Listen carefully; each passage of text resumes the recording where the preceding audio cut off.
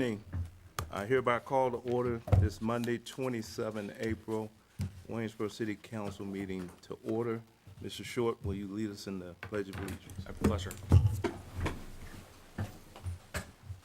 Pledge allegiance to the flag of the United States of America and to the republic for which it stands, one nation, under God, indivisible, with liberty and justice for all. Thank you, Mr. Short. Item 2 is the adoption of the meeting agenda. Is there a motion to adopt the agenda? I'll make that motion. Thank you, Mr. Wood. Is there a second? I second. Thank you, Mr. Comby. Any discussion? All in favor say aye. Aye. Ayes have it, 5-0. Item 3, matters from the mayor. 15 April, Mr. Short, Mr. Wood, and I, along with former mayors Bruce Allen and Lana Williams, attended the fire department dedication of Station Number 2. If you haven't seen it, it's a beautiful facility that's already making positive results in the city. On 24 April, I had the opportunity to visit the Public Works compound and see a demonstration of our new sewer flush truck. And that's going to make greatly improve the efficiency and safety as we maintain our sewer lines. I also visited with the other parts of water department and got to see a lot of the different meters that we use, and that was very interesting and very educational. And also I met with the street department and refuse department leads as well, and got a group of information. And we thank our public works folks, and thanks to Trafford and his department leads for the tour and the demonstration. Appreciate it. Just a reminder, on 6 May, there will be a comprehensive plan open house at K Collins Middle School from 4 to 7. We're encouraging all citizens to stop by and see what's going on with the comp plan and provide your inputs. And then tomorrow night, I'll be at Pitch Night, and Greg or Stephanie is going to talk a little bit about that later on this evening. Item 4 is matters from council. I had the honor yesterday of delivering the proclamation to Waynesboro Symphony for their 30th anniversary. It was highly impressive. It was standing room only. They were out in the yard outside of the church. Wow. Listening. It was beautiful music, inspiring. So it's an impressive gem that if you haven't had an opportunity to check it out, I will definitely recommend that to anybody. Any other comments? No? All right, item 5 is consideration of the consent agenda. Is there a motion to adopt the consent agenda? So moved. Thank you, Mr. Short. Is there a second? 1 second. Thank you, Mr. Sloat. Any discussion? All in favor, please say aye. Aye. Ayes have it, 5-0. Item 6 is consider recognizing May 4th through 8th as Economic Development Week in the city of Waynesboro.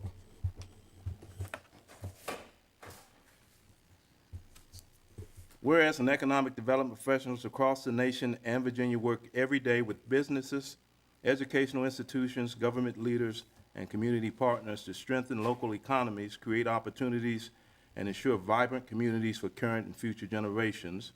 And whereas economic development is a strategic investment in our communities that helps create high-quality jobs, attract new businesses, support the growth of existing industries, and generate the revenues that sustain essential services such as education, transportation, housing, and healthcare. And whereas economic development professionals serve as stewards of progress, connecting residents, business leaders, elected officials, industry executives, and educational institutions to advance job creation, community investment, infrastructure improvements, and long-term opportunity. And whereas economic developers contribute to the continued strength and vitality of Waynesboro, Virginia, building on past achievements while shaping a resilient and prosperous future.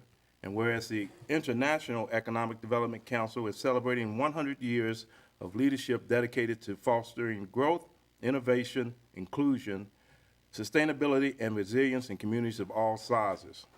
Now therefore be it resolved that the city of Waynesboro, Virginia hereby recognizes May 4th through 8th, 2026 as Economic Development Week, celebrating 100 years of impact while reflecting on the progress achieved, honoring the professionals who strengthen our communities today, and inspiring the next century of economic opportunity and growth.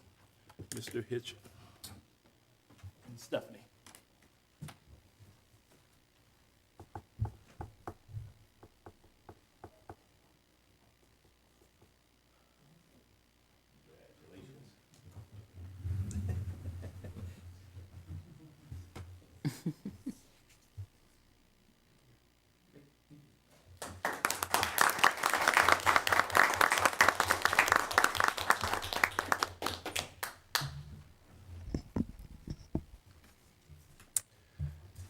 Mr. Mayor and members of council, thank you for the proclamation and your continued support in our efforts. Economic development is a team sport, and you are an integral part of that team.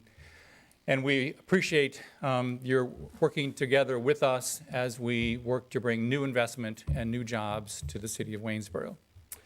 One example of that, as the mayor mentioned, is our Grow Waynesboro Rockfish Gateway Pitch Night tomorrow night. This is the end of a 7-week business planning training class. The top 8 candidates of the 20-some people that finished that class will be presenting their business idea tomorrow night at the Foundry beginning at 6 p.m. And we have over $60,000 of startup grant funds to give some of those businesses. So I hope to see you there. Thank you. Thank you, Greg. Thank you. Item 7 is consider receiving a presentation on the Community Vitality Fund supported One Waynesboro program. Mr. Short. Well, yeah, so I'm happy to welcome our friends from a variety of wonderful local not-for-profits to provide a presentation and update to council on the efforts thus far. We had a little bit of a delay in the start of the program this year, but as promised, wanted to marry up our budget conversation and awareness for the community of the program and the initiative and all the amazing things that have already taken place with the program as such. And so I will, whoever wants to go first, Sarah, so she'll, everybody's going to do a tag team match here, over here, no WWE sort of stuff, but some tag teaming of presentations. So appreciate y'all being here this night and what you do in our community. Good evening, and thank you so much for inviting us to speak here. Am I to have the angle right here? It's an honor to be here, and we really appreciate you carving out time to listen to what we have to say, and we're excited to share with you all the good things that your investment has made happen in our community. So I thought about giving you a pop quiz on what all of our acronyms stand for, but I decided to go easy on you. So the 5 partners are the Community Assistance Network at Embrace, otherwise known as CAN, the LifeWorks Project, and River City Breadbasket, which is often abbreviated as RCBB. Housing Emergency Relief Organization, which is HERO, Renewing Homes of Greater Augusta, RHGA, and the Waynesboro Area Refuge Ministry, known as WARM. So since One Waynesboro was announced, these 5 partners have been meeting regularly to collaborate, to share information, and to support each other. Those meetings have been very fruitful. We all knew each other already, and we interacted and crossed paths with each other. But these meetings have given us a chance to be a little bit more intentional and in depth about the way that we work together. And a lot of good ideas have come out of those meetings, insights and partnerships. And so we're grateful that you have facilitated that by uniting us in this program. So each of our organizations will now share a brief report on how your funding has helped us help the people of Waynesboro. So first we have Embrace and the Community Assistance Network, and Chris Hopkins will be speaking on their behalf.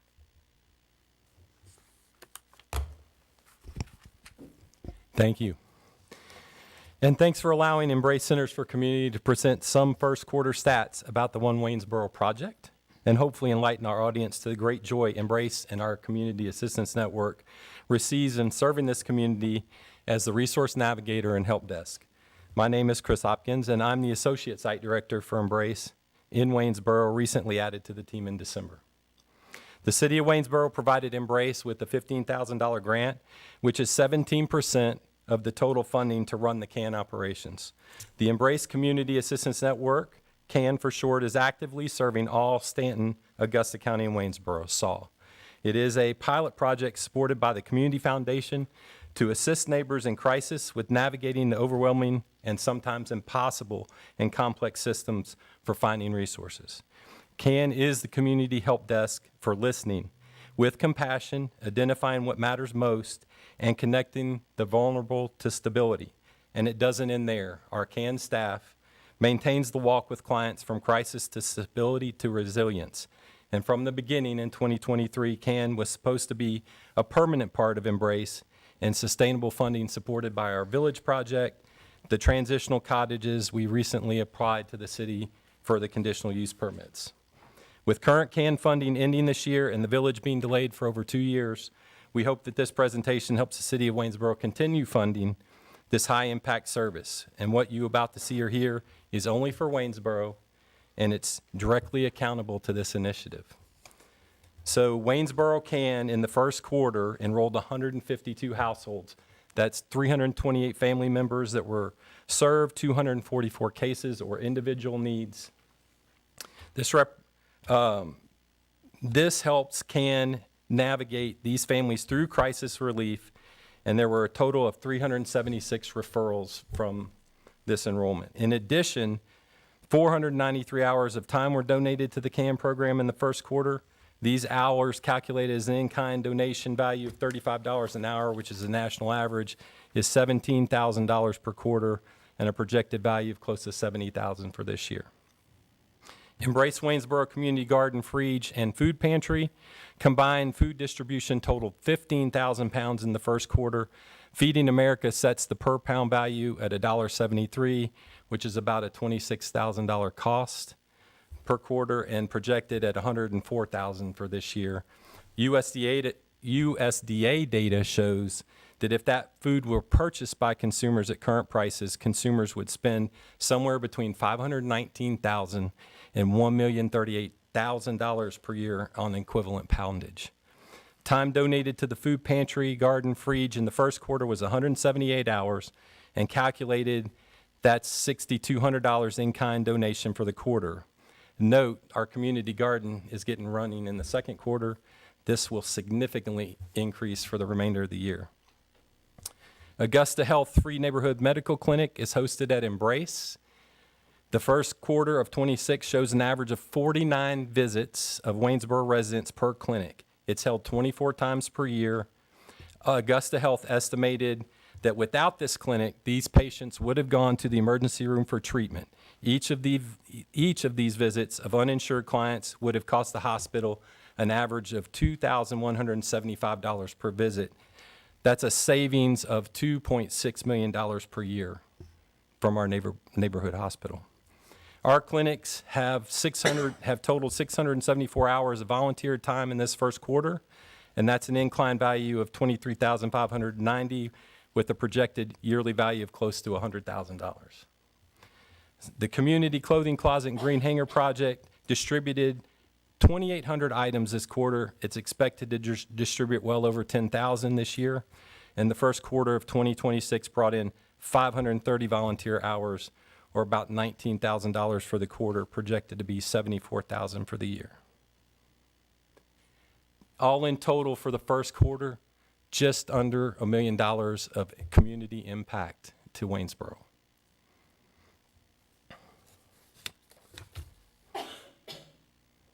So let's talk about some success stories from Embrace. A client success. TF sought assistance from CAN and housing was secured at the Ruth Warm House. She has successfully transitioned into HUD housing and continues to thrive. Embrace CAN helped her access resources for her electric bill with Dominion Energy, and Hero provided support for her payments. TF was assisted in getting approved for the PIP program, percentage of income payment, through DSS, and Embrace Can has since worked with her on renewing that application. TF is regularly checked on to see how both she and her granddaughter, for whom she is a caregiver, are doing. She expresses gratitude for the support received from the CAN and One Waynesboro, noting these organizations have helped her achieve stability and happiness in the community. A second would be one of our volunteers. In August of '23, KS entered rehab for alcohol abuse, marking the beginning of a recovery journey. During this period, he considered retiring from his position at Virginia Eagle Distribution. He was already retired from the Navy, having served 22 years and completed 2 tours in Iraq, earning him a 100% disability rating. While in rehab, Embrace reached out through his wife to see if he'd be interested in becoming a community health care worker. His first response was, "What is that?" After the role was explained, he decided to roll in the course and after completing rehab.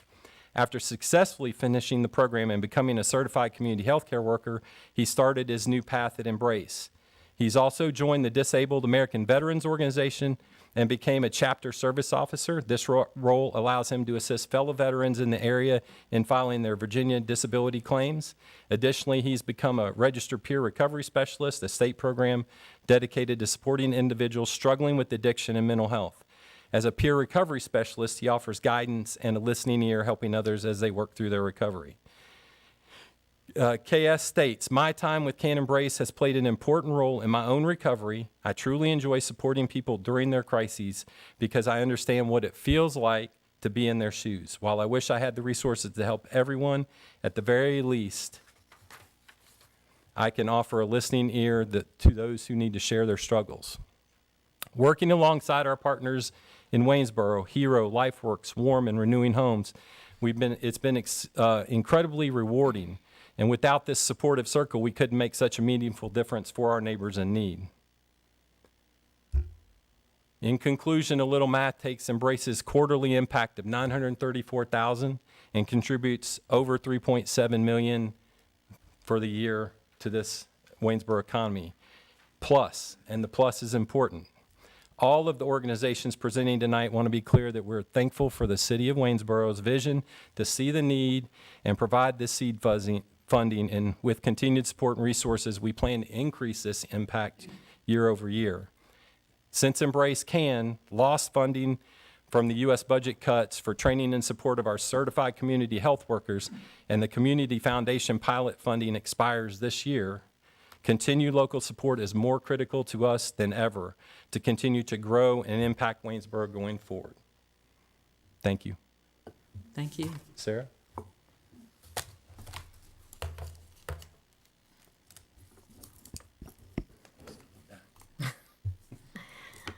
Okay, so I'm here to represent Hero. I'm the board president, and just a quick refresher about what we do. We provide emergency financial assistance with rent and utilities, and we were born because we realized that our counterpart in Stanton, SACRA, the Stanton Augusta Church Relief Association, provides this kind of assistance only to people who live in Stanton and Augusta County.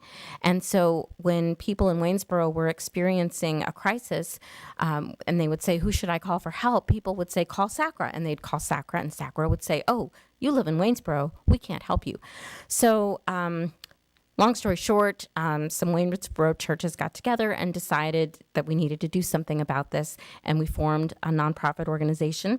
We were incorporated at the end of 2023, and since then we have distributed over $200,000 in financial assistance to people in Waynesboro only, and the money that we have received from the city of Waynesboro accounts for 10% of that. So again, we're very grateful for your help. Of the assistance that we provide, I thought you'd be interested in seeing what the breakdown is. So 28% of that goes toward electric bills, 27% goes to water bills, 37% goes towards rent, and 8% goes towards gas. So we looked at, even though we've helped about 600 households since we started, we looked at just the families that we've helped, like the first 20,000 that we spent since we got your money, and that's 53 households and 134 individuals. And if you recall, there were some pretty bad ice storms in that time period.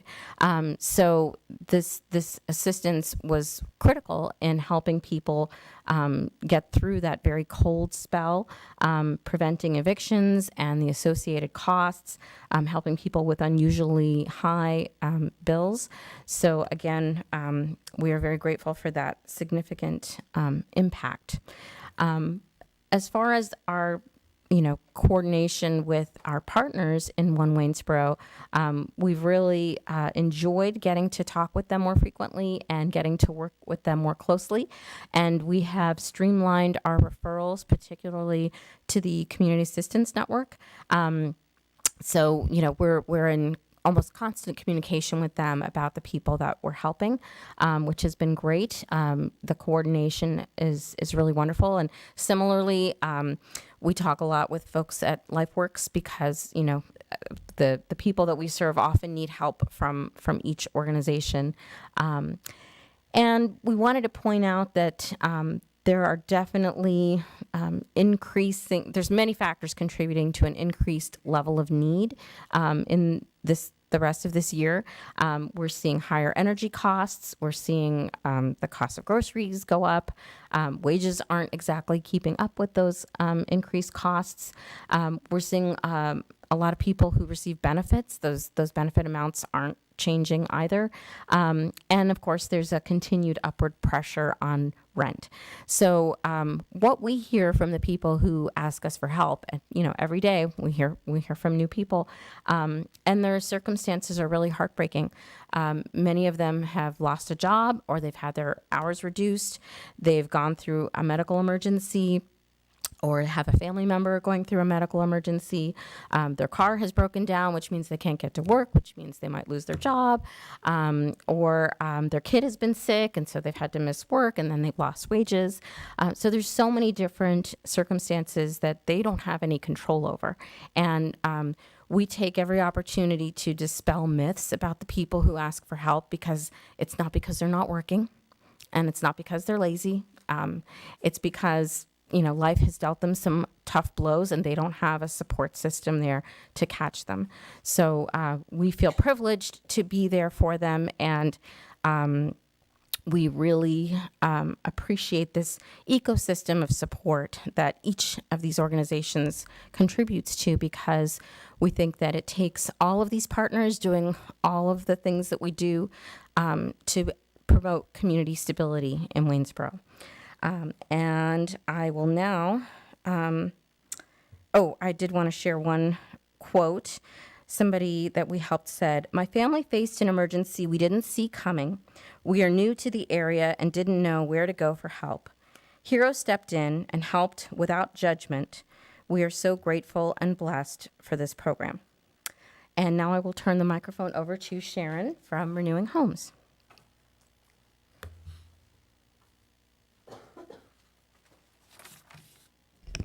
Good evening, and thank you for having us here. My name is Sharon Copley, and I'm the Executive Director with Renewing Homes of Greater Augusta.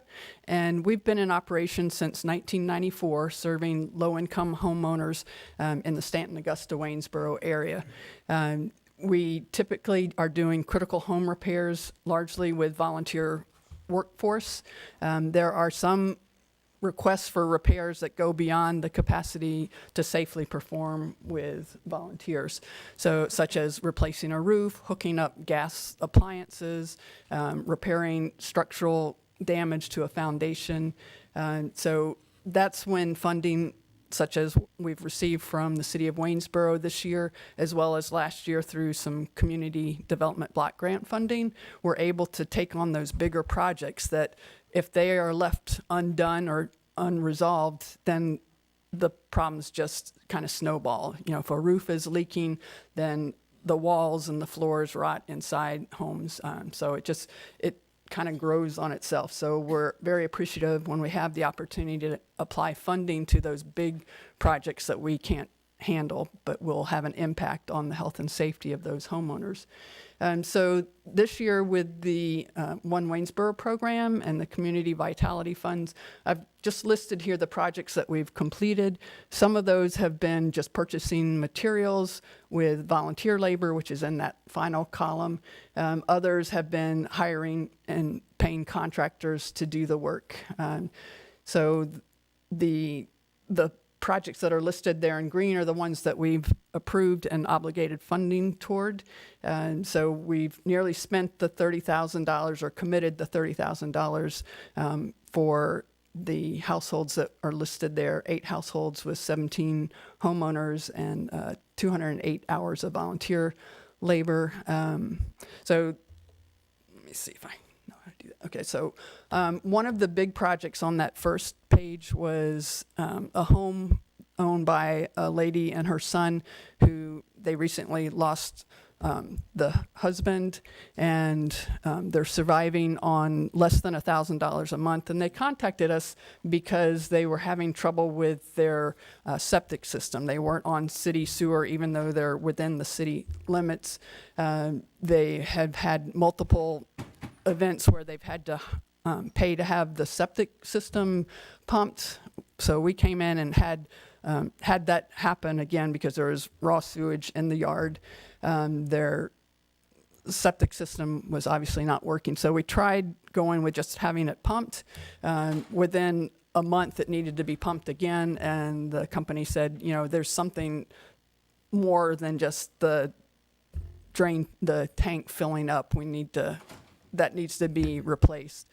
So we have contacted and made application with the city to have them hooked up to city sewer.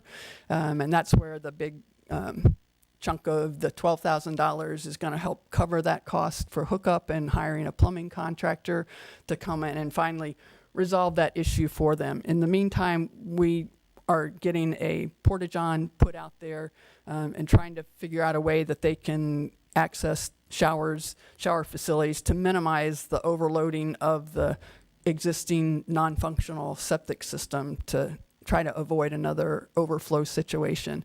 Our volunteers have been out there several times to help them try to clear the debris from the yard.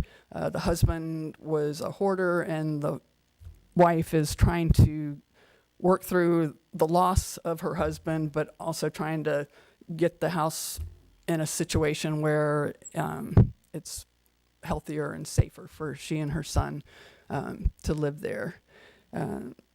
So that's one example of a typical day in the life of Renewing Homes. So thank you for your support.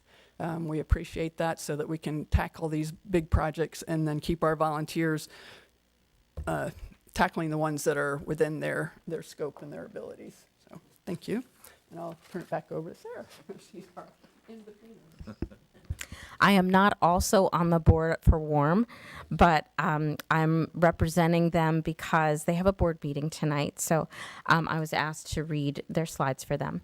As you know, WARM is the Waynesboro Area Refuge Ministry, and they take care of people during the cold months. They provide shelter in addition to the Ruth's House.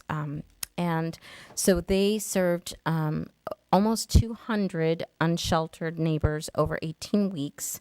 The guests ranged in age from 20 to 72. There were a total of over 4,000 individual visits because those 200 people, came repeatedly. And over the prior year, it was a 26% increase in the number of people served and a 12% increase in unique stays over the prior year. So they have been very busy.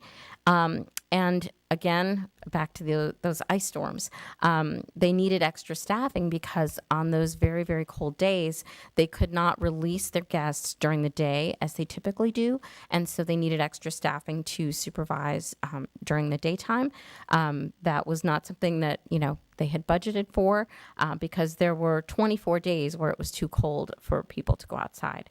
So that drastically increased their costs, and your funding helped them to weather that storm. Now I will hand it over to the LifeWorks project, and Adrian Young will be speaking on their behalf.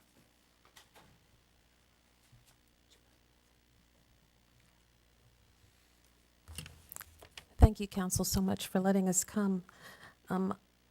So far this year, because the city was so generous to help to provide about a fifth of our annual budget, we have had 132 volunteer hours served through the River City Bread Basket. Some of those hours were served by National Honor Society students and other groups in the city of Waynesboro that helped to shore us up and keep our doors open.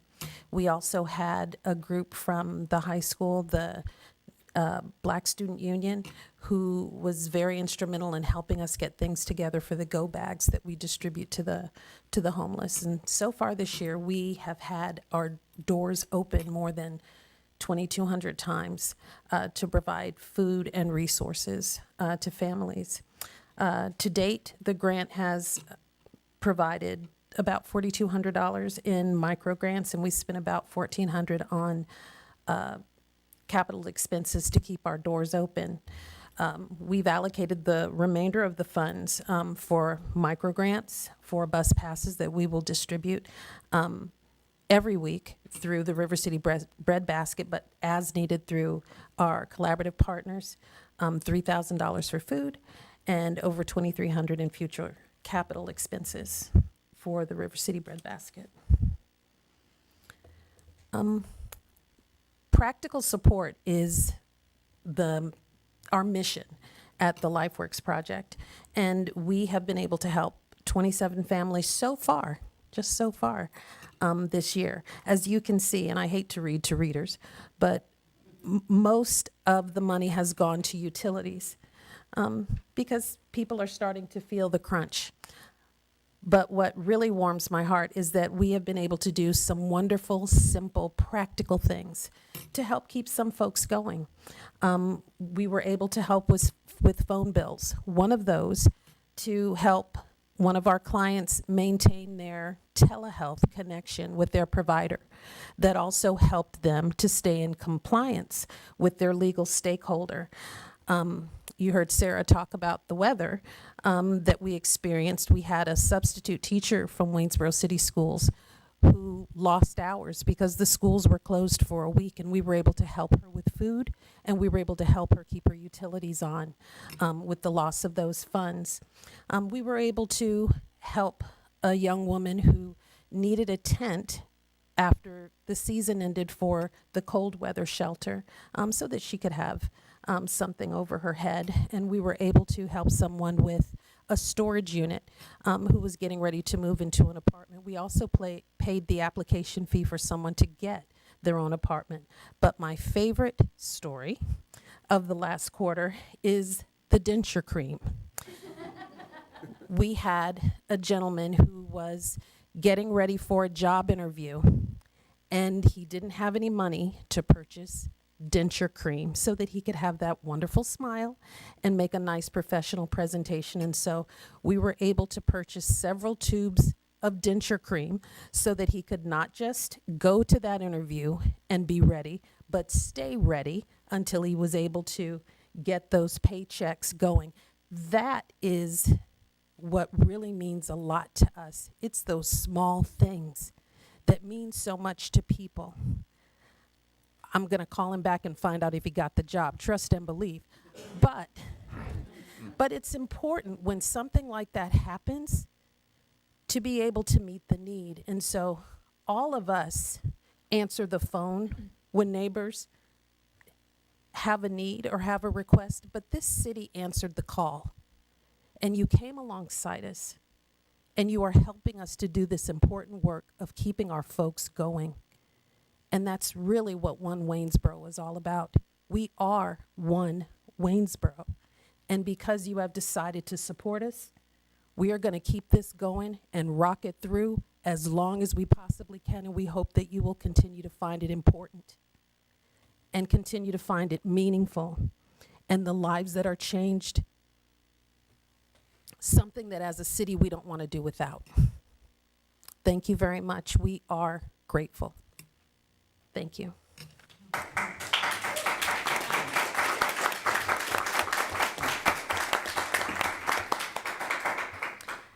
We have, I'll try to top that, Adrienne. We have a few remarks in conclusion. As you can see from everything that we've shared tonight, your funding truly has had a significant and meaningful impact on the programs offered by each of our organizations. And the increased communication among the partners has facilitated stronger collaboration and mutual support. At the same time, the more closely we've worked together, the more we've realized how distinct our programs really are. There is very little overlap in terms of the kind of services that we offered. And so it's been a pleasure to work together and figure out how to dovetail and complement what we do. But we also have an increased appreciation for the things that each of the other partners does, because they're things that are not within our own scope. We all expect the level of need to continue increasing due to a variety of factors that are systemic and are outside of our clients' control. And we all believe that this investment from the city is truly contributing to greater stability and well-being for Waynesboro residents in need. We are thinking about possibilities for partnership between city departments and One Waynesboro partners. One example that came to mind is, as you saw, Heroes pays a lot of water bills, and that money goes to the city. And sometimes people have late fees on their account. We would love if we could call and say, hey, this is Hero, can you waive those late fees? Because that's money coming out of our budget, and nobody wants to see our budget reduced unnecessarily. So that's one suggestion that we have. But I think that if we spent some time brainstorming together, we could probably come up with some other great partnerships. So we'd love to discuss that. And we also want to call to your attention that each of our organizations is engaged in other partnerships in the SAW area. We attend the SAW housing work groups, and we also attend the monthly housing supports meetings that were previously hosted by CAPSAW. So we see each other a lot, but fortunately we like each other, so it's not a bad thing. And we also hope that the city will continue to support innovative housing solutions in the comprehensive planning process to streamline and simplify zoning, to encourage ADU cottage adoption, and expand diverse housing options. So thank you.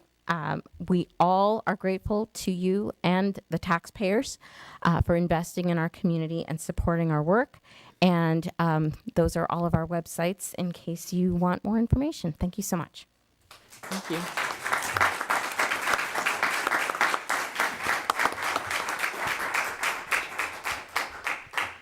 Well, we thank you all for coming this evening and providing us an overview of the wonderful things that you all did in your various organizations. We really appreciate it. It's always been the desire of this council to try to do something for those that are less fortunate in our city. And it seems like we may have hit on something here. So thank you. I'll open it up for any comments from my colleagues. I just want to say, just for the groups that are represented here today, we should be the ones applauding you for all the work that you do and what you do for our community. We can't thank you enough. You know, I would just, one more thought that I failed to mention at the beginning when we started talking about this a little over a year ago.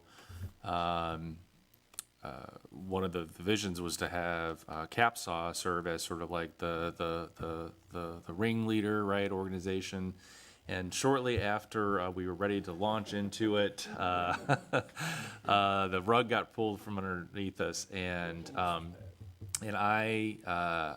remember when I forget who it was initially when I checked in. Maybe it was Janelle, and learned how frequently this group of leaders have been communicating and partnering, irrespective and with the absence of CAPSAW.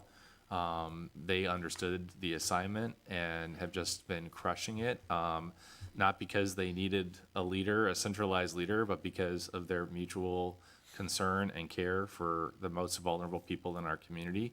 And so I'm just truly, truly grateful for their collective leadership. So thank you. Centralized goal, didn't need a centralized leader. Yeah.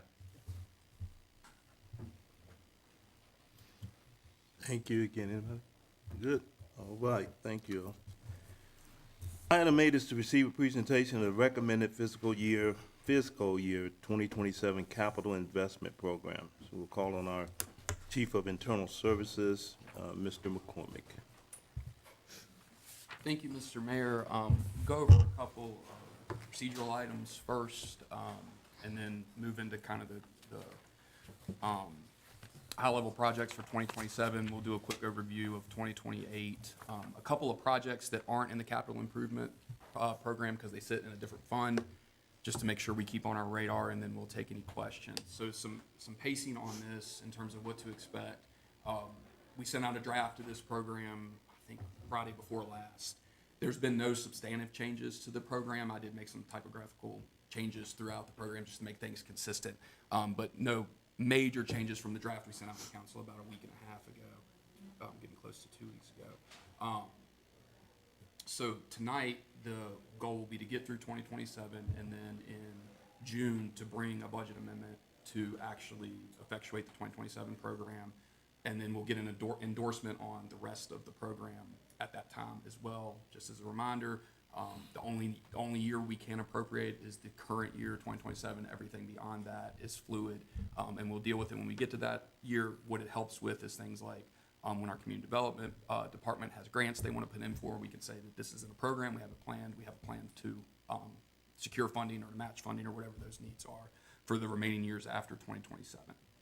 So 2027 program, that says sources, it should say uses. The main use for 2027 is the fire truck replacement fund. We have a 2003 Pierce truck that is in need of replacement. It takes about 2 years in order to get those trucks in. There's about $200,000 left in that fund currently. Recommendation is to take $1 million of assigned fund balance from the general fund, move it, get it to $1.2 million, and go ahead and get the truck on order so that way that we can get the truck over the next couple of years before the one that's in reserve is completely run out and before the one that's in frontline is no longer suitable to go to reserve. And we'll talk a little bit more about fire truck replacements as we go forward into the next couple of years. Hopeman Parkway Bridge, that's the remainder of the State of Good repair funds. We also, you'll see in 2028, we do have about $1 million program there in case of a contingency. If there is a need, our hope is that the State of Good repair funds will cover that project in its totality. But the way those funds work is if it goes over, it's on this. If the bid goes up more than what the grant was given for, it's on the city to match it. We certainly don't want to be in a spot where we can't complete that project. So we do have some funds programmed just in case if something happens that doesn't come to fruition, we'll pull that back in and use it for a different project. Bridge preservation program. This is a multi-year project to do some scoping work on our current bridges and then fix a number of bridges. Right now, our hope is that the bipartisan infrastructure grant will cover most of that. Part of the recommendation that we got was to do some match with that project. So there are some local funds in here. When it's all said and done, it'll be about $15 million in bridge work total over 3 or 4 years, and it'll be $3 million of local funds and $12 million of bipartisan infrastructure grant funds. One thing to keep in mind is if we don't get those funds, what we would probably pivot to is a revenue sharing application where we take $3 million of local funds and then try to get $3 million of revenue sharing with that and do $6 million of bridge work. Skipping down to the East Main Streetscape, that's the rest of the initial smart scale funds. And then we'll start to work through how we match the revenue sharing and the remainder of the local costs, I believe in 2028 or 2029. Waynesboro Transit Access Project, that is funded mostly through DRPT funds with a little bit of local match. The Community Vitality Fund, that's this is the infrastructure or the capital piece of the $300,000. It's $300,000 total, $200,000 capital improvement fund, $100,000 in the general fund for the projects that were just spoke about in the previous, in the most recent presentation or the presentation previous to mine. The $200,000 I do have programmed currently as recurring funds from the general fund. We'll talk about that a little bit as we get on to the next slide that talks about the uses. I'll highlight that.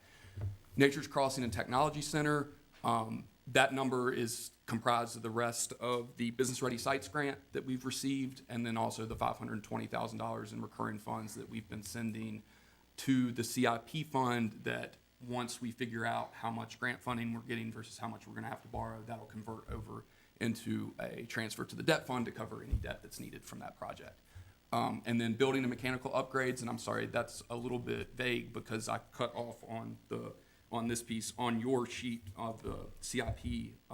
It's specific to the library as the department to start the work in the library. We think that's enough funding to go ahead and get the bids on the street to start to work through the HVAC and the lighting and ceiling tiles repairs. If we need any more, we can circle back and work on that once the ACFR's done. If we don't need quite that much, we can, similar to the Hopeman Parkway Bridge, if we have any left over, we can slide it into another CIP account.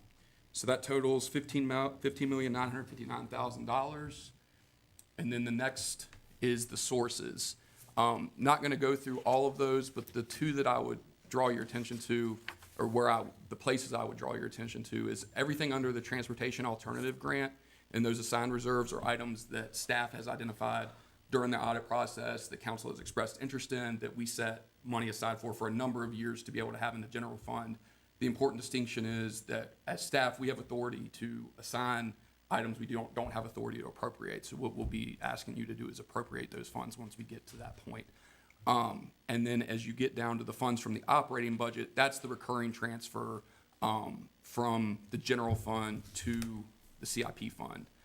Something to note on that, as soon as that Nature's Crossing debt payment hits, that will immediately reduce to $200,000 in recurring funds every year. And then the balances needed from local funding ended up being $76,000 this year. The rest of the remaining unassigned fund balance from last year will go towards the small cap items that we'll talk about at a future meeting. And so the total uses, the total sources totals to $15,959,000. So it balances. A couple of things, 2028 and beyond. We've talked for a couple of years about the need to start to develop some funds just in the regular budget to transfer to the CIP to catch recurring projects. And I think the number that I've generally thrown out is around $600,000. And so as I was working through the fire truck replacement, this caught my eye. So 6 apparatuses is what we have currently. We have 2 frontline engines, 2 reserve engines, a ladder truck, and an ambulance. The hope is that you move the 2 frontline engines to reserves after 10 years, and then you surplus them after 20. And then the ladder truck is about a 20-year useful life. The ambulance, depending on how much we run it, is 15 years. So if you take all those balances and you replace them on that schedule, it averages about $490,000 per year. So we may want to look at, as we start to see if your meals taxes start to come in closer to the or meals sales, real estate, if all of those items start to come in closer to the budget estimates, or if we start to see less vacancy savings because we're starting to see better retention rates, at some point we're going to need to circle back and say, okay, that's going to cut off the source that we've generally used for our CIP process, and we need to fund that out of recurring funds to make this a little bit more stable. Not something that we need to deal with during the current year, but probably something you'll start to see us hit more and more as we get into 2028, 2029. Greenway Phase 4, we think that project's getting ready to go to bid, and then in the pretty near future, we estimate that there is going to be a gap there. You'll see that in 2028. You may see us, if VDOT partners with us on that and gives more transportation alternative grants for that, pull that project back into 2027 once those grant funds are actually received and appropriate at that time.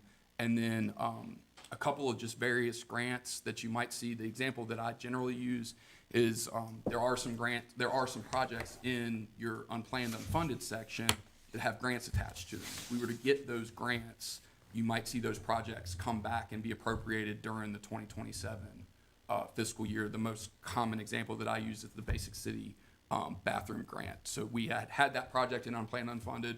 Parks and Rec found a grant that I think was 50-50 at the time.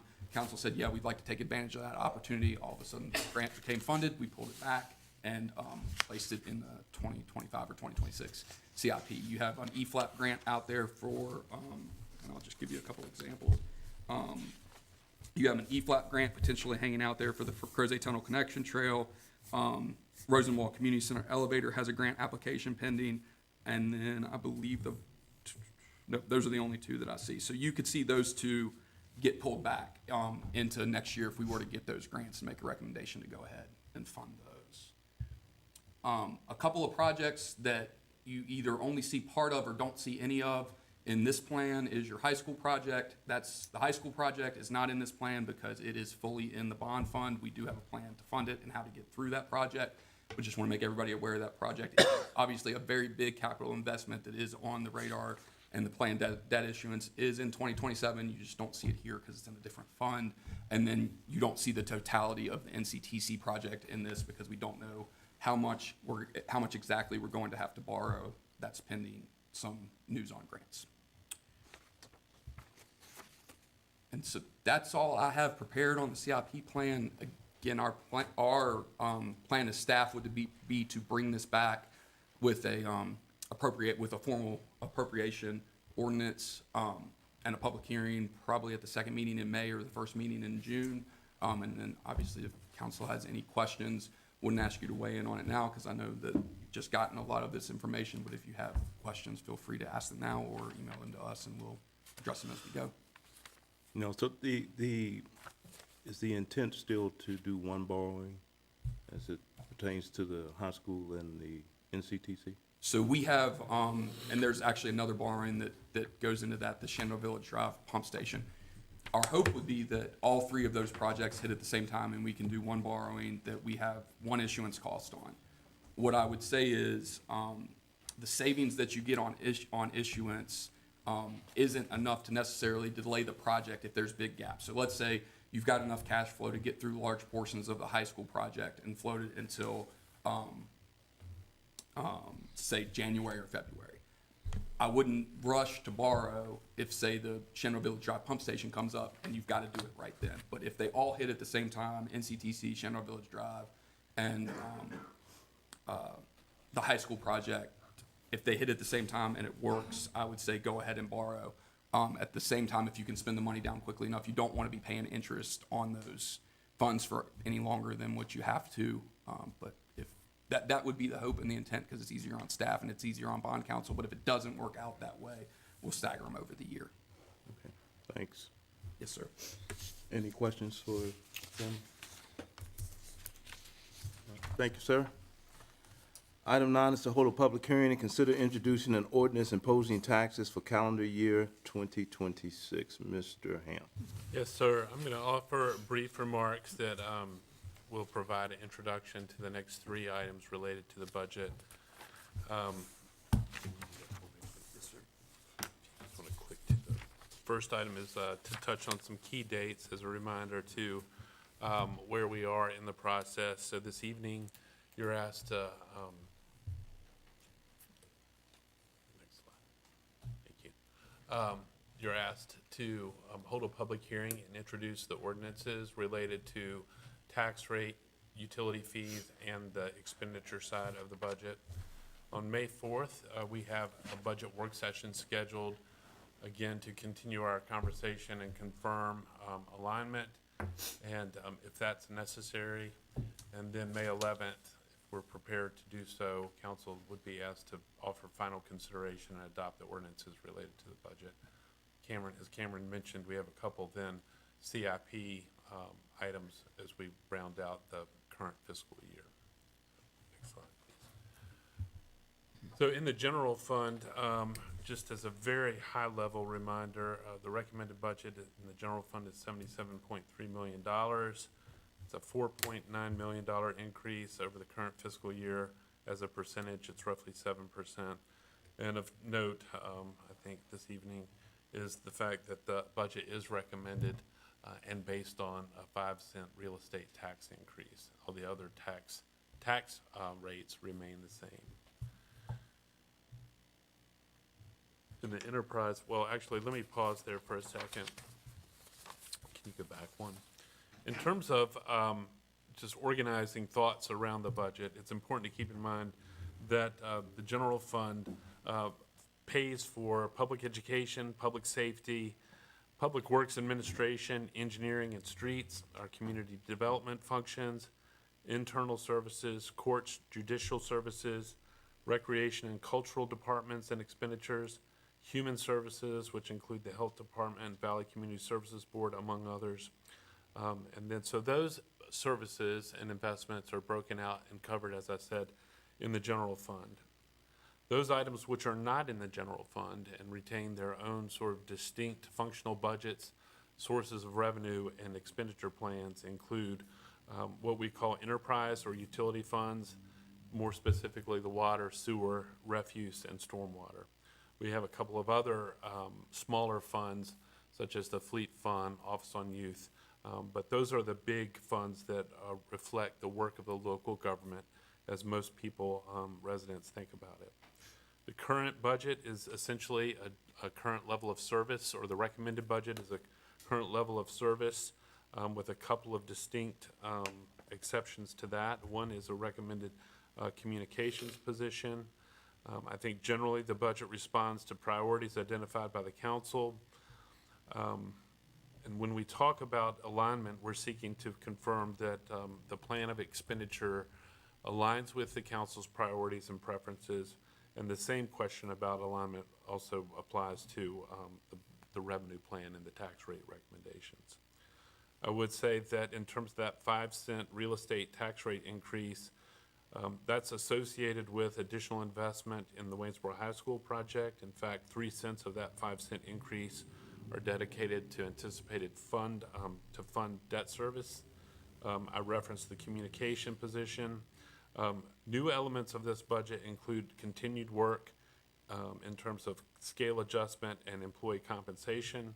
I think we've talked about in recent meetings the improvement that we've seen in terms of retention rates and how that translates into better performance, better service, especially in terms of the work that you see in public works, snow removal, utility repair, and also in public safety. I think we've talked a little bit about improvement in service in the police department, and I think Chief Holloway offered a couple examples of how stability in his staffing and the new staffing that the council approved last year have really stabilized and improved service delivery there.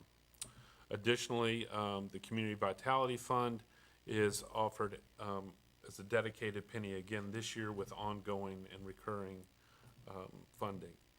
I think it's important to note that the recommendation for funding for Waynesboro Public Schools is based on the current funding formula, and that, as Mr. McCormick alluded to, the anticipated high school project ultimately will be the largest capital investment by the city. So good ongoing support for public education in our community.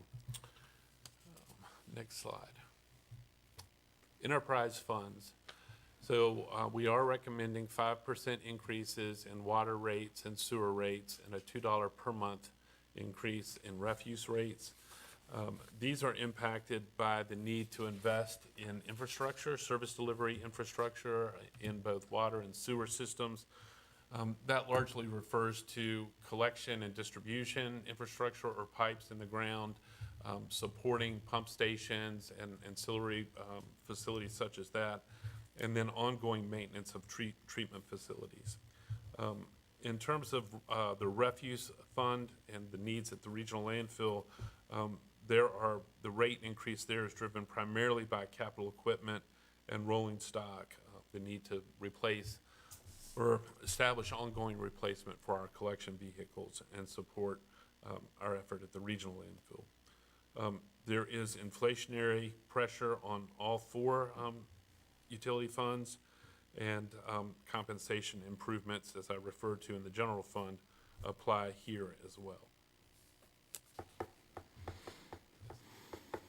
That's all I have in terms of introduction. Again, that presentation will cover the next three budget items. Thank you, Mr. Hamp. Yes, sir. Any questions from council? I hereby open the public hearing. So the first public hearing, this is item 9, is on taxes, and let me make sure I'm correct here. Yeah, yes. So item 9, taxes. First speaker, Mary McDermott. I'm back. I'm a senior citizen, so I need to go to bed early tonight. The Go Virginia Region 8 Board is meeting tomorrow in Winchester in the morning, and I need to get up early and drive. My experience with Go Virginia has taught me that cities and counties throughout Virginia fiercely compete to get businesses to locate in their areas. Our schools are closely tied to economic development. Good schools are key to attracting new businesses, and Waynesboro falls short. But it's not just economic development. We have a moral responsibility to the children in Waynesboro. I told you last time about our daughter who joined our family through adoption. She graduated from the Governor's School, UVA, and then Stanford Law School. We've got kids in our schools with that same potential, and we need to help them realize those dreams. On the other hand, our older daughter, Jane, got bullied at Kate Collins. Some girls slammed Jane's head against lockers. They slapped her in the face, and they spit on her. I met with the assistant principal. It was clear to me that the woman meant well but was overwhelmed. We got Jane out of there and sent her to Stewart Hall. Most parents don't have the means to do that. You must give our schools the resources they need to focus on all our students and make our schools great. We have a formula that we've used for 20 years to fund the schools. If you honor that formula, I'm fine with a tax increase. If not, I don't want to give you my 87 cents.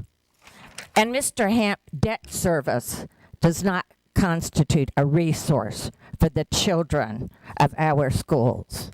And so please don't buy that argument. Thank you.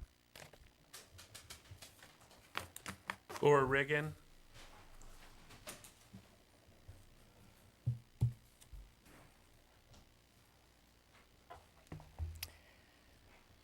Good evening. My name is Laura Riggin. I live on Village Drive in the city of Waynesboro.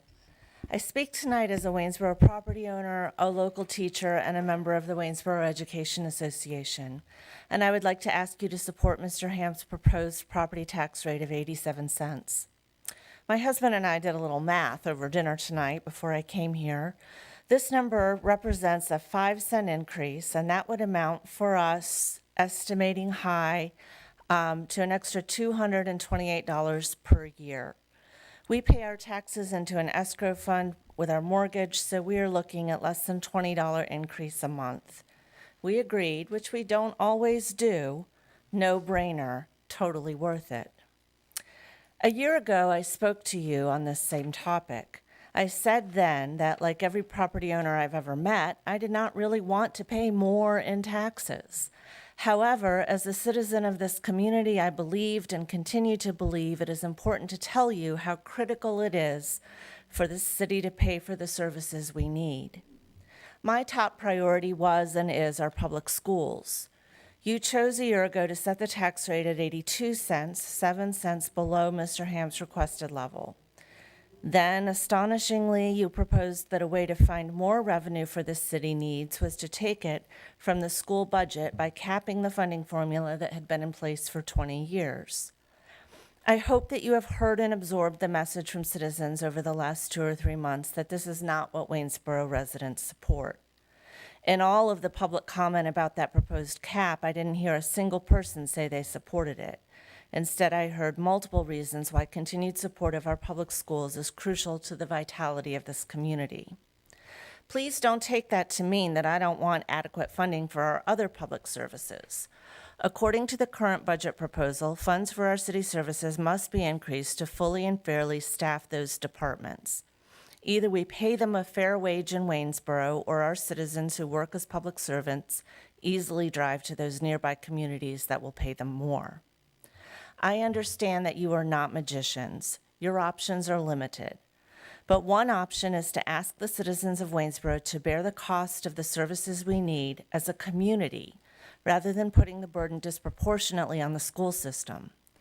Whether our citizens currently have children in schools or not, it is to everyone's benefit for our kids to be not just properly educated, but to receive the robust education that is necessary for thriving in today's world. Let me say that again. This is not just in the interest of our children or young families. It is for the benefit of every single person who lives in this city. I don't like higher taxes. As far as I know, nobody does.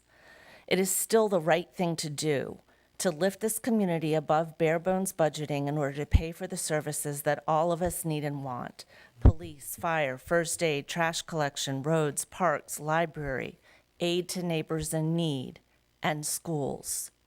I strongly believe that we must pay our employees a fair wage. It is important to educate our kids in school buildings that meet the needs they face in 2026. Do not set the tax rate at a bare bones level. We need a tax rate that is sufficient to fund schools, human resources, public safety, and capital needs, and to fulfill the commitments and vision the City Council has already planned and promised for this community. Thank you. Thank you. Tom Manival.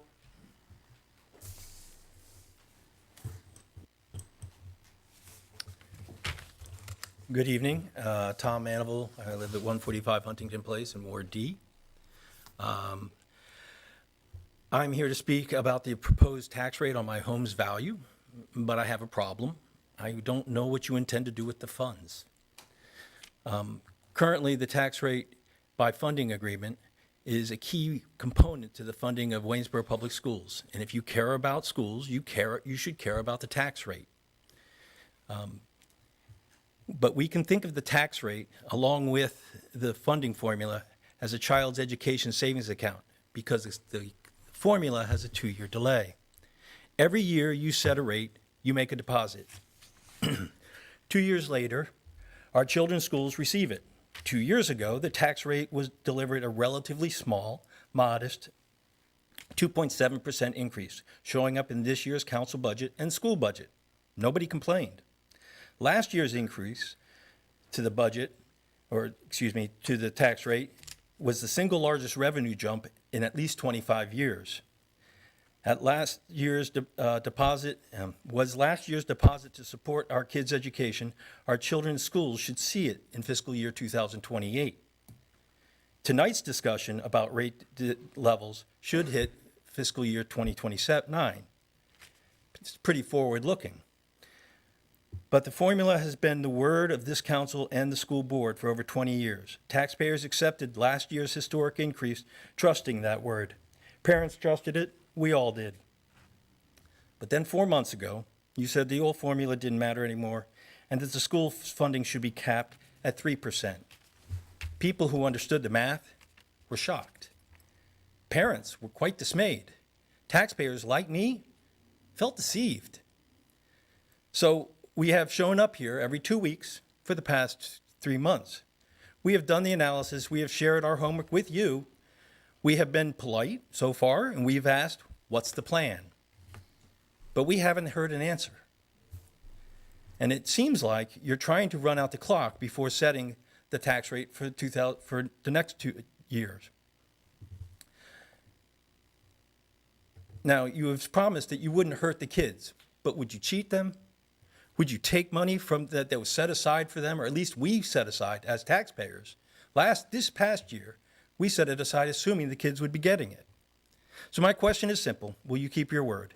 Will you honor the commitment and share the revenue generated by the rate increase, if any, and let alone last year's rate increase?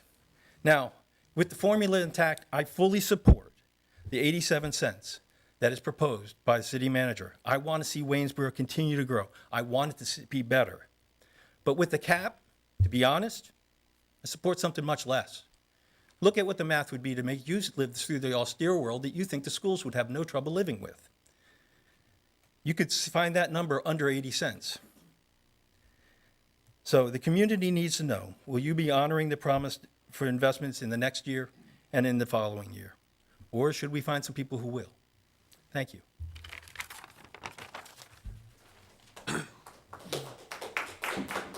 William Cromwell.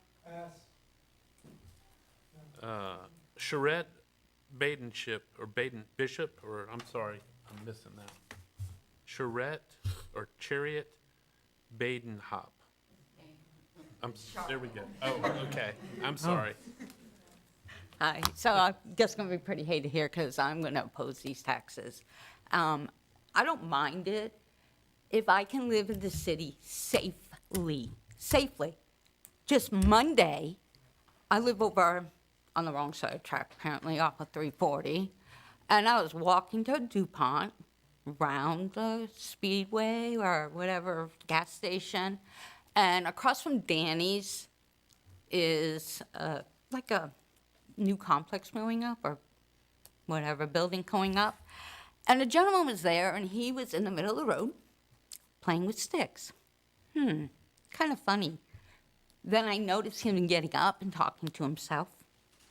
So I crossed the street, playing leapfrog trying to cross the street. There are no crosswalks in this town.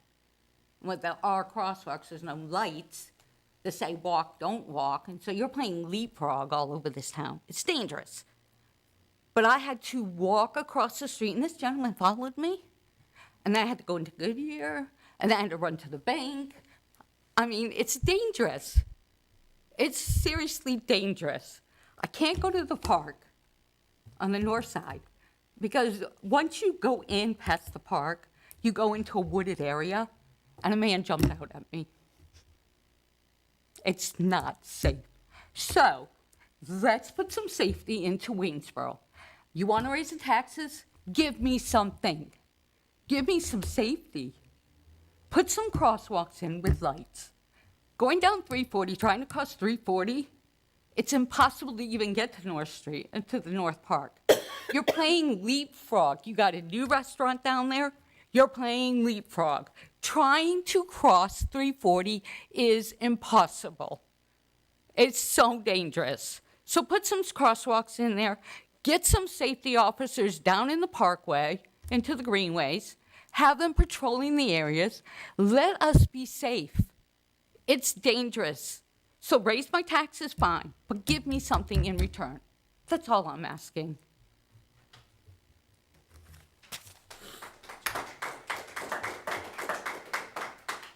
Sheila Lilly.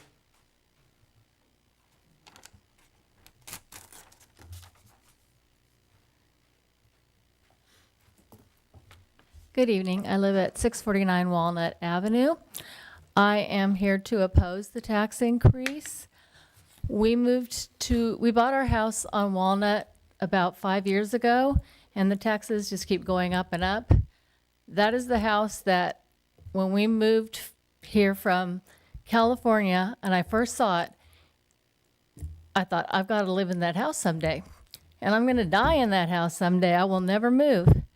But I don't want it to become so that it's unaffordable for me because of the taxes. I retired recently. My husband is looking at retiring in the next few years. And we want to be able to stay in that house in our retirement. But if the taxes keep going up, we can't afford that. We're also landlords. And last year, we paid over $14,000 in property taxes on our house and on our rental properties. That's absurd. That is a lot of money, a lot of our percent of our income. We saw that presentation on the Community Vitality Fund tonight, and they're worried about providing for their people, the citizens of our city, and trying to give them money when they can't afford their rent, can't afford their water, can't afford their, whatever. But we're going to keep raising taxes. That's going to keep raising their rent. That's going to cause more problems for them not being able to pay their rent because the landlords have to raise the rent in order to cover the property taxes. So it's a vicious cycle. Then they'll have to raise our taxes to cover what we have to do to help the other people. If we stop raising the taxes like that, we will be able to help the people when they need it, and they won't be in such a bind all the time. We have all this new building going on, lots of new houses. We see them everywhere all the time. Why are we not getting new tax money from those that are making up the difference? Also, lots of businesses coming in. We have Northrop Grumman. Are they not bringing in tax money? Other new businesses coming in? What's happening with those? Are we not getting tax money from those that are going to help boost our budget? I just ask that you think about those things. I looked up the rate that Social Security went up this past time, 2.8%. How are the people on Social Security going to be able to pay with all of the things going up, the groceries and gasoline and everything else, and now taxes? What happens to those people who are on a fixed income? 2.8% raise is not going to cover all of the new expenses. So I ask you to consider and not raise our taxes. Thank you.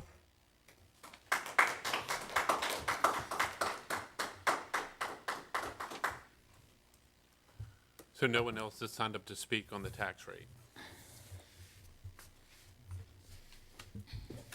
I hereby close the public hearing. Is there a motion to introduce the ordinance? So moved. Thank you, Mr. Short. Is there a second? I second. Thank you, Mr. Conley. Is there any discussion? The ordinances related to the budget will receive final consideration at the May 11th regular business meeting.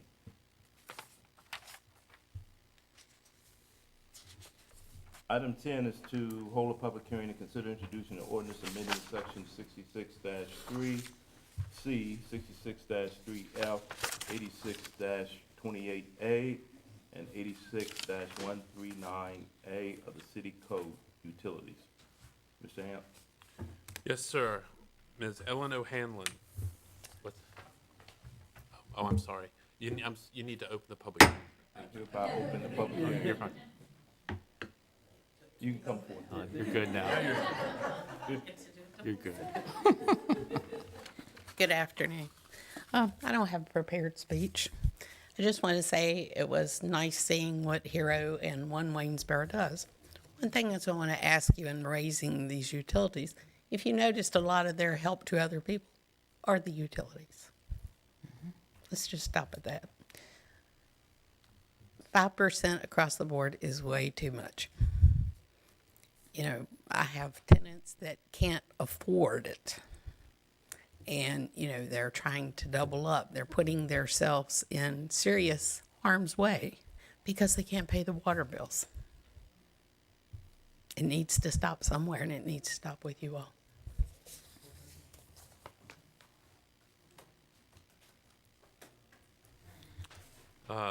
Charlotte Badenhop.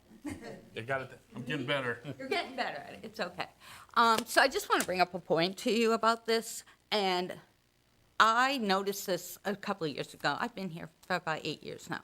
And I called and I was like, hey, my bill went up. What's going on? And she explained to me, she says, this is an every year thing. So I was quite surprised when I saw it in the budget this year. And then I started thinking about it. I was like, well, my trash gets picked up. My can gets thrown into my car. I have it on a ring. I reported it. It's thrown in the middle of the street, on the side. Where's my service? I'm just going to say that. Now, things got to get better. So I'm going to continue to say this. You guys have this dream budget. Start taking things and cutting them. Stop taking out of our pockets, because you know what? I'm going to be one of those people that's going to be asking Hero and everybody else in Waynesboro to assist me. I'm one person trying to own a home. I'm going to lose that home if you keep raising it. Think about that. One person trying to live, trying to work, and make it. And I'm barely making it.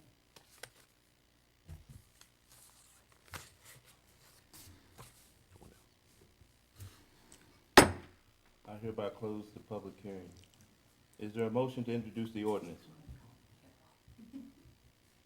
So moved. Thank you, Mr. Short. Is there a second? I second. Thank you, Mr. Conley. Is there any discussion?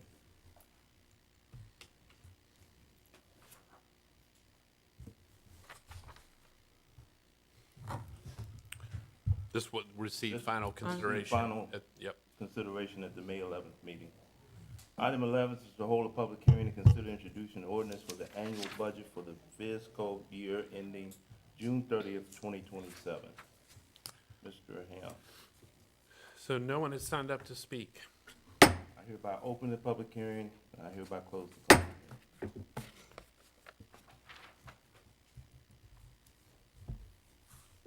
Is there a motion to introduce the ordinance? So moved. Is there a second? I second. Thank you, Mr. Conley. Thank you, Mr. Short. Thank you, Mr. Conley. This ordinance related to this budget will receive final consideration at the May 11th regular meeting. Item 12 is to consider introducing an ordinance amending the fiscal year 2026 budget in the amount of $3,512,692. Mr. McCormick. Thank you, Mayor Lee. So switching gears back to the 2026 budget, a couple of procedural items. Generally, we would have had the public hearing this evening for this item, but we couldn't get it prepped quite in time to get the ad to the paper, so we'll have the public hearing at the next meeting. So the intent this evening would just be to introduce second and have any discussion that council wishes, and then we can have a public hearing and adopt it at the next meeting if council desires. So the main pieces of this budget amendment are $3,512,692. $1,472,000 of that is from restricted fund balance in the general fund, appropriated to the general fund for paving. Over the last couple of years, Public Works has gone through some efforts to decrease the cost of paving overall, and then work on making those funds go a little bit further. So we've had a little bit of a surplus at the end of each year from the highway maintenance reserve. The plan is to use those funds. We've been working on getting curbs, gutters, and things like that prepared so they'll be ADA compliant, and then pave more streets in the coming years. So that's what the $1,478,000 is for. We also have $925,000 of grants in the sewer fund, as well as $220,000 of net position in the sewer fund. That's for ongoing cleaning, I&I, inflow and infiltration inspection services.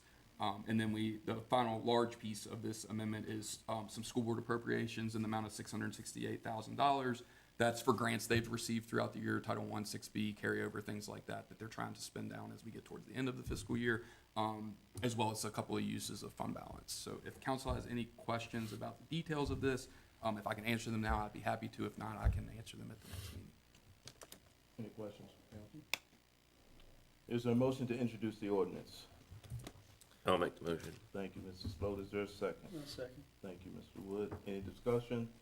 This ordinance will receive final consideration at the May 11th regular business meeting. Item 13 is to hold a public hearing, a public needs hearing in the preparation for the city's fiscal year 2026 annual action plan for its community development block grant submittal. Ms. Tate. Good evening, Mayor and members of council. So this is a requirement of the Community Development Block Grant Program that the city hold a public needs hearing in preparation for allocating the funds for our 2026 annual action plan. So the purpose of tonight in the public hearing is to talk through priority goals and eligible activities for the program, to provide an overview of what funding we expect to receive for fiscal year 2026, evaluate past performance for the Community Development Block Grant Program, and then really allow citizens to provide input on housing and community development needs for Waynesboro. And this will provide information on the next steps in the action plan and process, so we can talk through what to expect after tonight's public needs hearing. So just a brief overview of the Community Development Block Grant Program. It was established in 1974 by the Housing and Community Development Act. It's administered by the U.S. Department of Housing and Urban Development. And the purpose is to meet priority housing and community development needs, specifically of low and moderate income persons. And you can use these funds for a variety of eligible projects.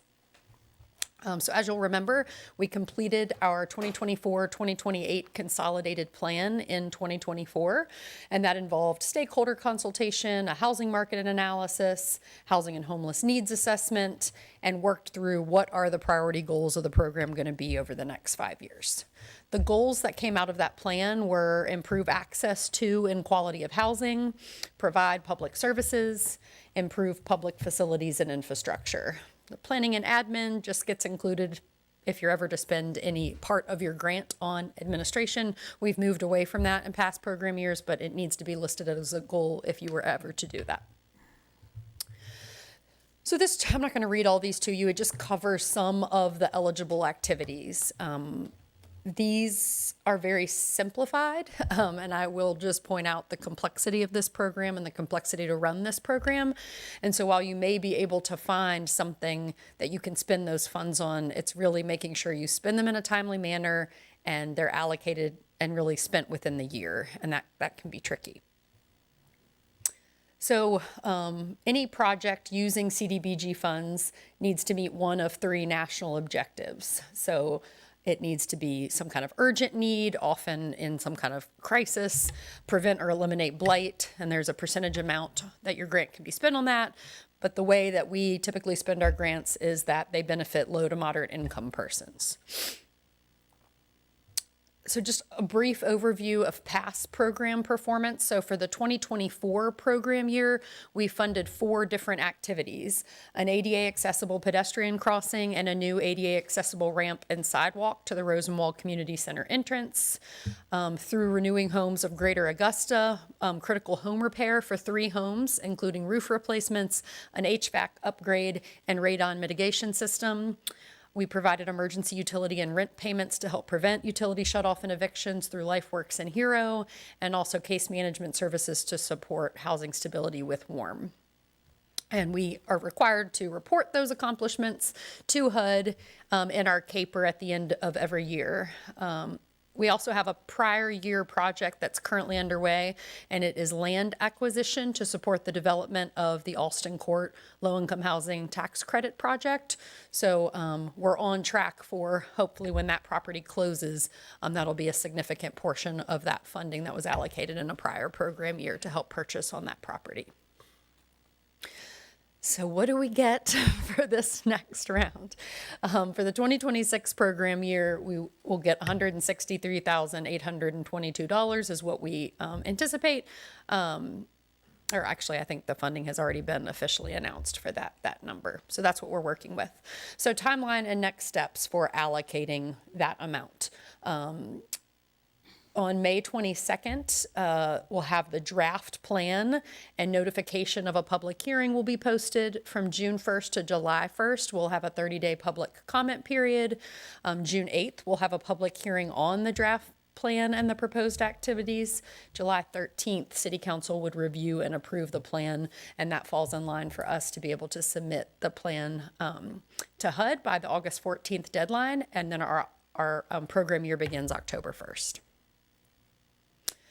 So during the open comment period, citizens can send comments to our community development department through email, can come in and talk with us or give us a phone call. And then tonight's public hearing is really kind of just to hear about community needs and desires prior to us really starting to draft the plan for that funding. And I'd be happy to answer any questions if you have any. Questions? In terms of schedule, if you wouldn't mind on the previous slide, is there a way that we can merge the June 8th and July 13th and do those at the same meeting? I don't believe so, but I can certainly check if it's a possibility. It's just, I know in the past, I don't know if there's a legal reason to prevent us from having a public hearing and then asking council to then take action on it in the same meeting. Yeah, and I think it's just a requirement that we have a public hearing during the time frame of the 30-day public comment period. So yes, it probably would be possible for us to do that on the 8th. And even if the approval of the plan was contingent upon no further public comment, right? Or something Right, to yeah, that extent. for that total comment Streamline period it for a the little bit. 30-day. But I'm happy to ask the question.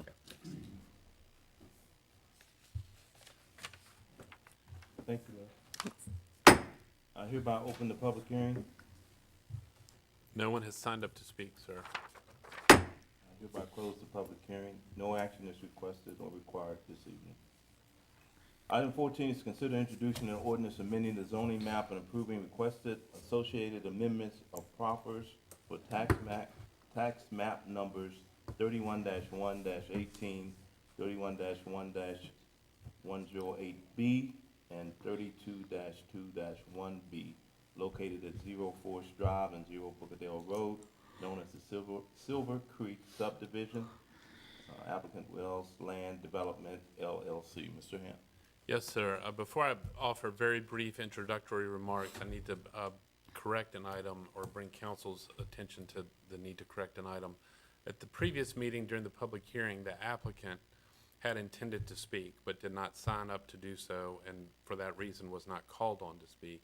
Had a conversation with council, and Ms. Michelson believes that we should correct that opportunity. So after I have offered, again, brief introductory remarks, I think we should offer the applicant the opportunity to speak, and then council can deliberate about how we move forward.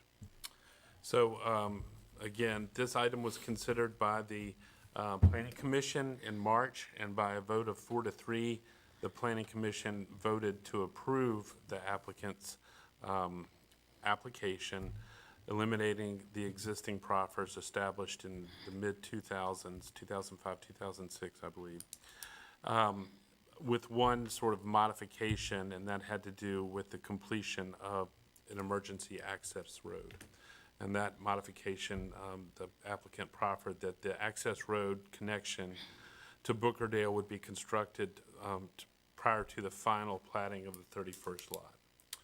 Then at our most recent regular business meeting, April 13th, the council had a public hearing, determined to table the matter and assign staff to return to the applicant for conversation regarding architectural guidelines and road connection. Based on market conditions and changes in those conditions since the original proffers were made in 2006, I'm here to report to you that the applicant does not wish to proffer any architectural standards, and we don't have anything new to report in terms of transportation system improvements. So that is those are my introductory remarks. I think if you have technical questions, Ms. Tate can obviously deal with those better than I can. And I think our next step would be to, if the council is inclined to do so, give the applicant an opportunity to speak for 4 minutes. I'm fine with that. Yeah, I'm Sure. If the applicant is here and wishes to speak. If the applicant does not wish to speak, we can move on. Good evening. My name is Bill Moore with Westwood Professional Services. We're engineering counsel for the applicant. Unfortunate that what happened last time, but we're happy that it got corrected now. So I'm here just answering technical questions the council might have, and then with me is Mr. Julian Wells, the applicant himself.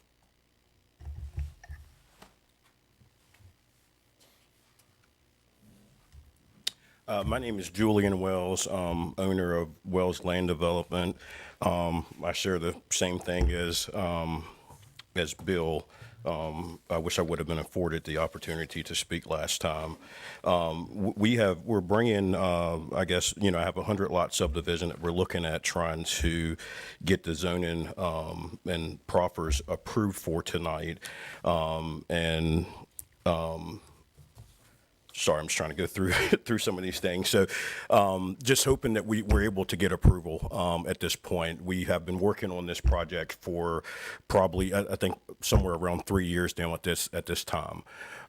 We have met with planning and we went through a whole lot of different things with the road study, with looking at a lot of the things and everything that the city has kind of looked for for the proffers and stuff like that. And we have offered proffers in concession for what was previously there. So that's pretty much all I have at this moment. Any questions for the applicant? No questions for the applicant? I had a question. Yes. So when, the proffers that were already in place, at what threshold in that proffer would the connection, to Bookerdale had to be paved? So it didn't necessarily say that within the proffers. What it said is that the connector road must be constructed or bonded prior to final plat or approval at any lot beyond 61. Okay, so at the 62nd lot, the connector road to Bookerdale would have had to be prior to the sale of the 61st lot. And in the proffers you are putting forward, you would be building the emergency access road, the emergency access only road at the completion of the 31st new lot? That is correct, yes. The initial contractor that started the development obviously had intended through the proffers to build to completion. What allocation per parcel do you think that would be to the value of the constructed road that's going to have to be built? I mean, what was proffered previously was for the road to be constructed. It didn't say if it was for a fire truck or first aid truck or whatever else. It said to be constructed or to be bonded. So one or the other past that 61 lot. So, for it to be constructed, that's where I'm, trying to make sure of. Yeah. No, so my question is not for after the 31st lot, Yes. the emergency temporary road for emergency secondary access will have to be put in in the current new proffers that you're proffering. Yes. The previous proffers would have had the completed road having to be put in after the 61st lot, right? It says constructed or bonded. So it doesn't necessarily say that road had to be put in. It said it could be bonded at that point, past the 61 lot. That's where I'm lost. Yeah, the original proffers did say constructed or bonded. That means basically the developer could either build the road or have a performance bond in the amount of the construction of the road to secure that eventually the road would be built. Okay, that's what I was getting at. Yes. Which is that that would be the point at which you would be vested in the road and not, for example, I know the concerns are that you would finish the third phase and then just stop.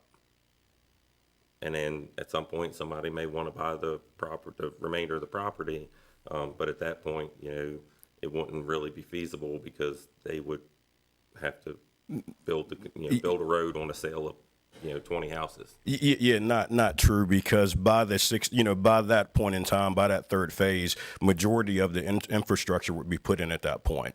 So the road, would have to be kind of finalized. A lot of times, even within the public works and stuff, when you're going to actually plan permit, for the permitting, they're going to at that point say, hey, we want the road connected at this point. The same thing with the fire department and everything. We went back and forth at the planning commission when we had the meetings there with, when that road for the apparatus was going to be done. And, within the fire code, it says that it has to be done past the 30th lot. So it's the same, same thing there, before the plans are actually approved at that point, they're going to say, hey, this has to be constructed at this period of time. As an emergency access service road.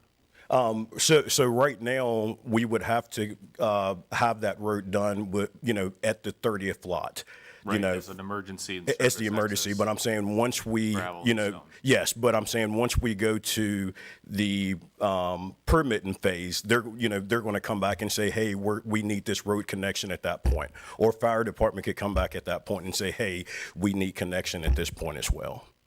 Well, I think it's established, I mean, I don't want to jump in, but I mean, I think it's established that after the 31st lot, the road would be a service, emergency access only. That is correct. Non-public street, so let me just call it that. A That is correct. non-public access Yes. road would be constructed. That is true, yes. Okay, and so the distinction here is then after lot 61, there is no condition, there is no requirement for either you or subsequent owner to construct a public access road beyond Unit 61, correct? Correct.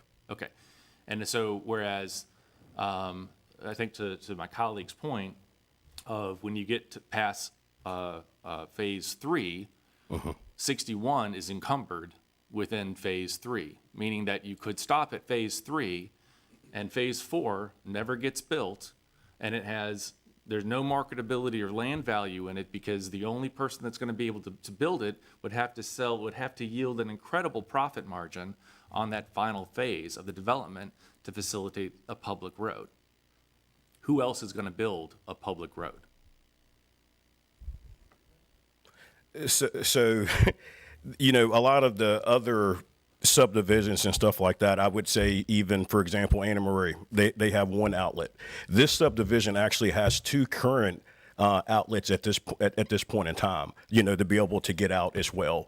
I'm sorry, but to a collector, right? So those go out to collectors. Yes, I not understand that, neighborhood but streets. Okay. even if it's at the third phase and say it's at 60 lot, there's still 40 lots left. You know, it's still more than enough lots in order to construct the road and stuff like that. Like if you know, us putting the temporary road in for the fire truck and stuff to be able to come in, or the first aid for them to be able to have access, at some point the road's going to have to be completed at some point. The issue is that there is a water line that is down on the Bookerdale side that has to be brought up. If that road is put in too quickly, that road has to be tore back up in order for that water service and everything for the fire flow to come back in and to basically to be able to be connected. You know, so that's where some of the issue is right now when trying to figure out when that road connection is made. I know the one for Greenwood Homes, they just opened that up, and I know they probably built over 100 and some homes at this point in that subdivision. You know, and they had one outlet out as well. They had it out beside Buffalo Wild Wings.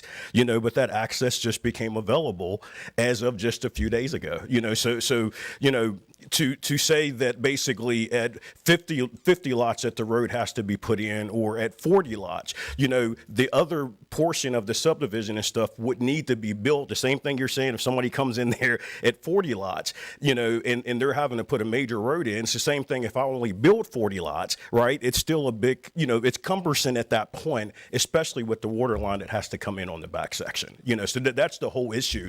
And I mentioned this at the Planning Commission as well, that, you know, I would love to come in on Bookerdale side, you know, but it is, you know, going to be too costly on doing so. You know, we talk about affordability, you know, and that's all I hear everybody preach is this needs to be affordable and that needs to be affordable, right? But when we're putting these extra standards on the developer that's trying to do the right thing and trying to make things happen, that doesn't lessen the burden on the citizens. You know, that doesn't make it easier on them as well.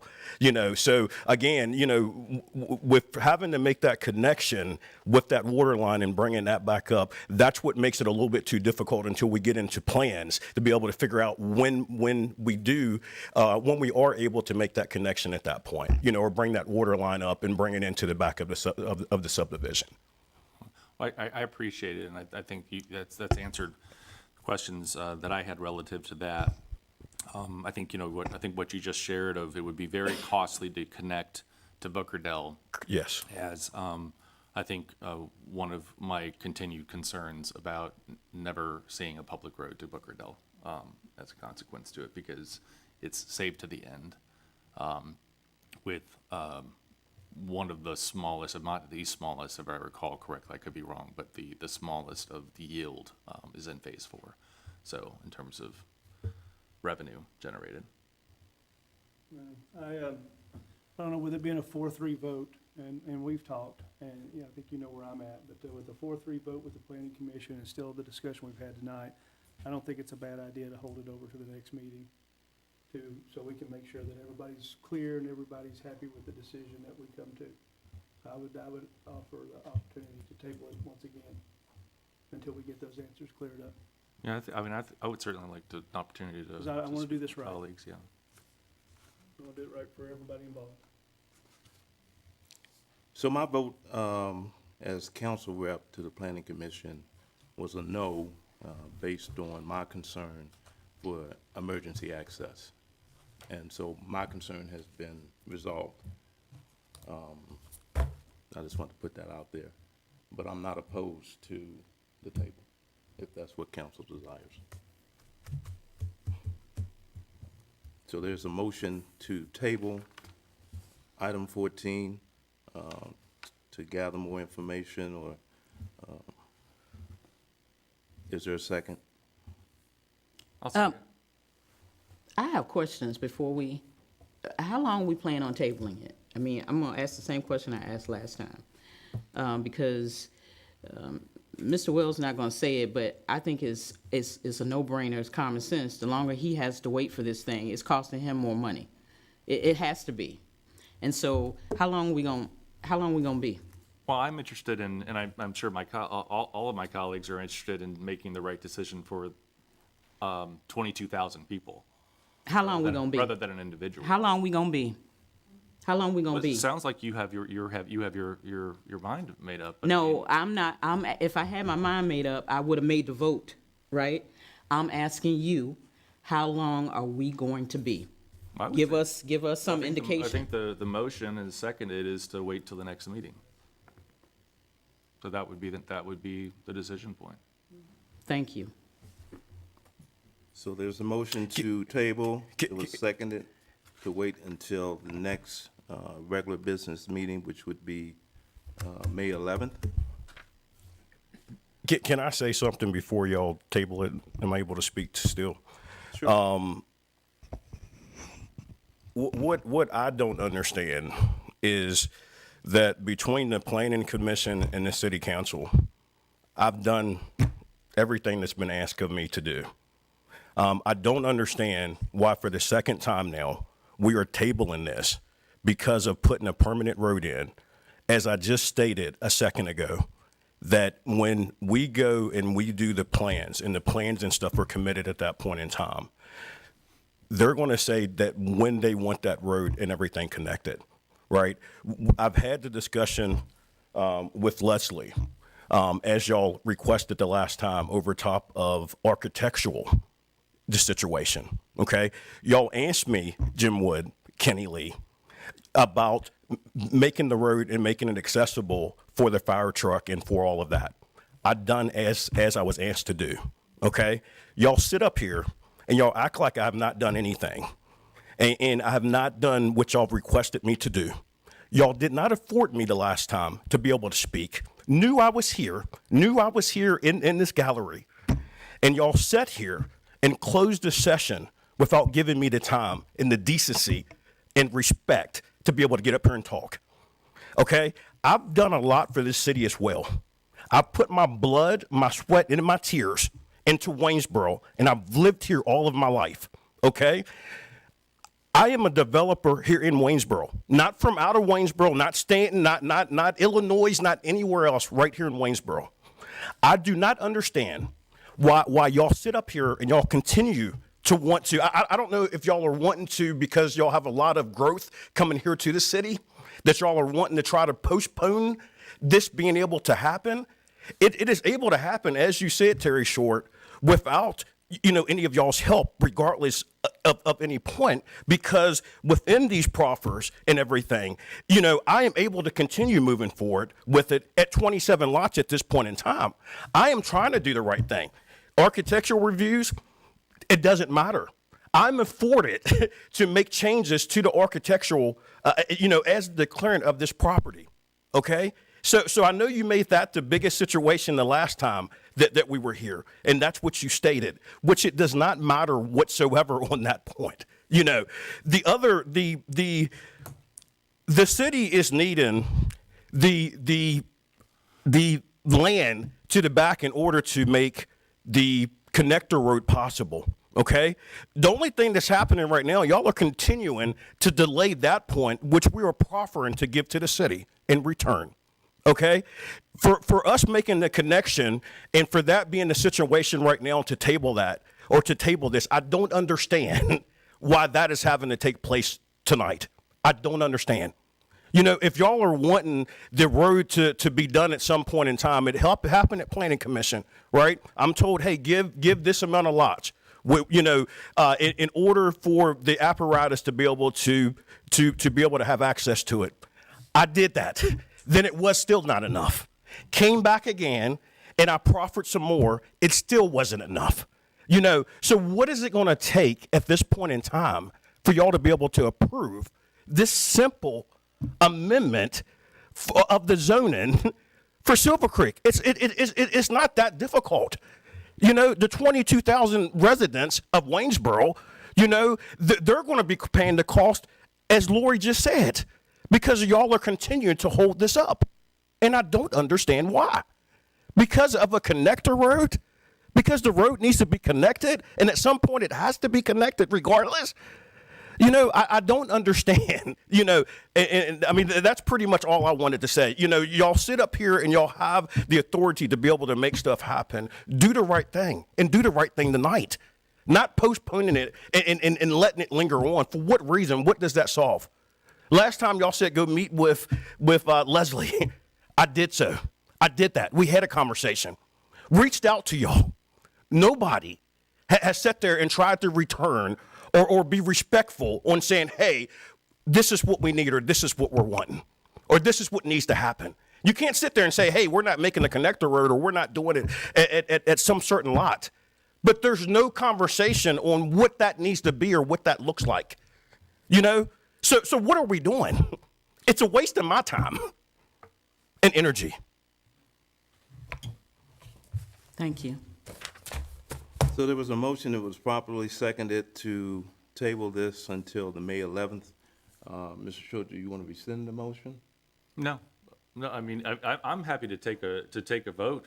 Folks want to take a vote, you know, this evening, but I mean, we have a motion that's properly seconded. You know, I think to the extent of we have wanted to afford the applicant the opportunity to talk with staff, I think in Mr. Ham's opening remarks, those were all met with a denial, right? So didn't want to engage with staff on any of the items the council brought forward at the last meeting.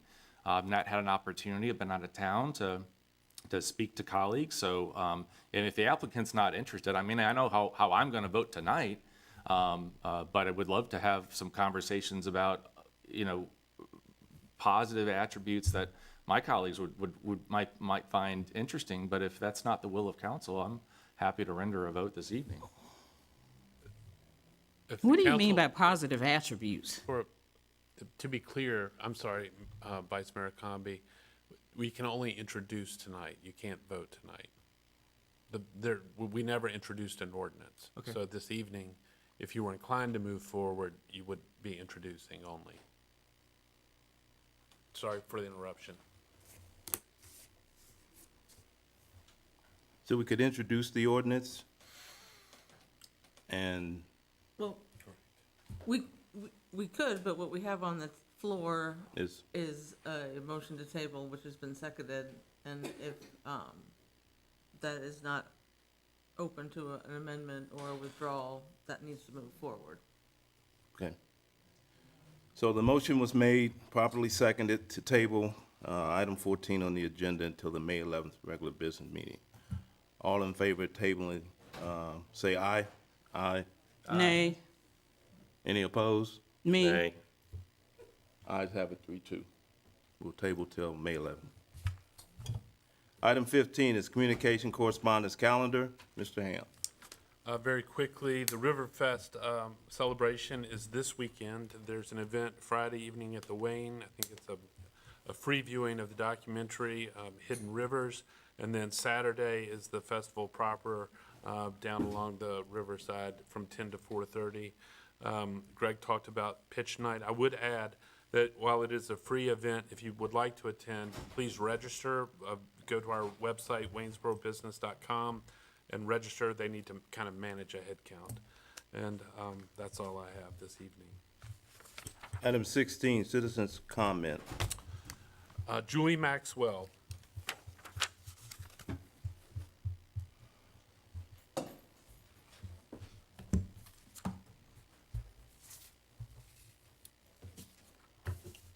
Good evening. My name is Julie Maxwell. I'm the principal of Valley Career and Technical Center. With me tonight, I have the director of the Shenandoah Valley Center for Advanced Learning, Dr. Leanne Weitzel. I also have Tommy Shields, who serves on the VCTC Foundation Board as a board of director. We are here simply tonight to thank you for your support of our facility and our advanced learning through our career and technical education programs. Just as we take this chance to speak with you tonight, we're also talking to our state legislators. We're seeking some state funding streams for CTE regional programs that are similar to the way that other state educational programs are funded. We continue to have those conversations. We will continue to have those conversations this fall, and we ask that you join us in those efforts. We continue to grow technical education by adding new programs at Valley Tech, such as firefighting, industrial maintenance, aviation maintenance technology, and by increasing our enrollment in all those programs, we're seeing an influx of increased applications. Next year's incoming class, we had over 675 applications for 550 spots. The number of spots is limited by the Department of Education for class size requirements and with our current staffing and space, which limits us a little bit. On May 9th, we will recognize over 400 high school students who will complete a technical education program with a certificate of completion. Our staff is inspired by, committed to, and passionate about the opportunity to shape the next generation of mechanics, electricians, nurses, pilots, police officers, and teachers. This year, our students were state winners in aviation maintenance, precision machining, industrial motor control, cosmetology, diesel mechanics, phlebotomy, patient care, and construction. We not only provide skilled training, but teach professional and personal responsibility necessary for success. One of those pins that's on your desk happens to be from our precision machining class, mill, lathe, and CNC made by our students. It's a weight. Pretty heavy stuff. Yes. Might be classified as a weapon, so be very careful. We also want to extend our complete gratitude to our local business partners who provide students with opportunities to learn on the job and even begin their careers while in high school. We have an apprenticeship signing day in May, that's May 6th, to celebrate students who are entering full-time employment as a result of those work experiences and those partnerships. We take great pride in not just what our students can do today, but what they will become tomorrow.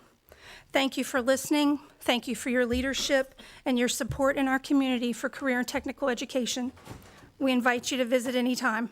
Thank you. Thank you. Adam Seipel.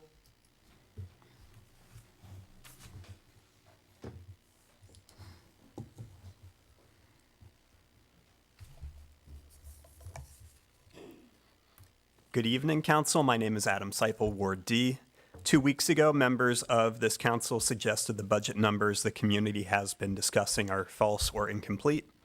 That night, and in unanswered messages since, we have been waiting for the true numbers, the data that would finally justify your hesitation to fully fund our schools. As far back as January, we were told in meetings like tonight that there would be a joint meeting at the end of April.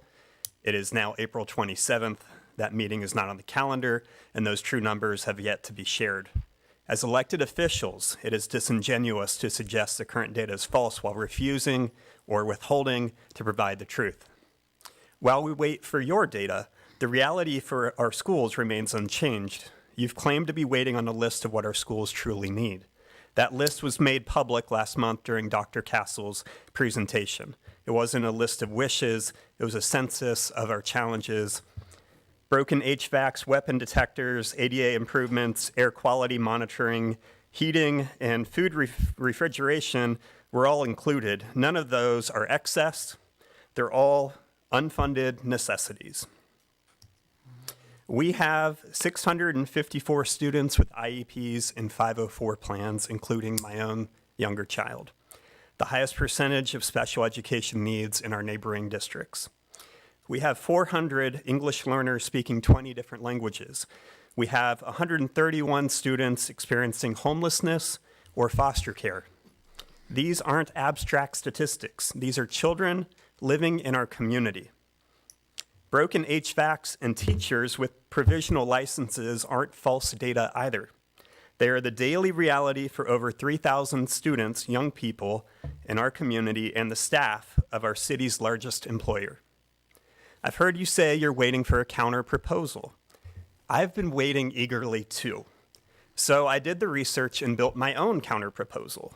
It's easy to hide behind funding caps or smoothing formulas. These terms mean nothing to me, really. The formulas don't teach our children. Our neighbors in Harrisonburg, they've realized this.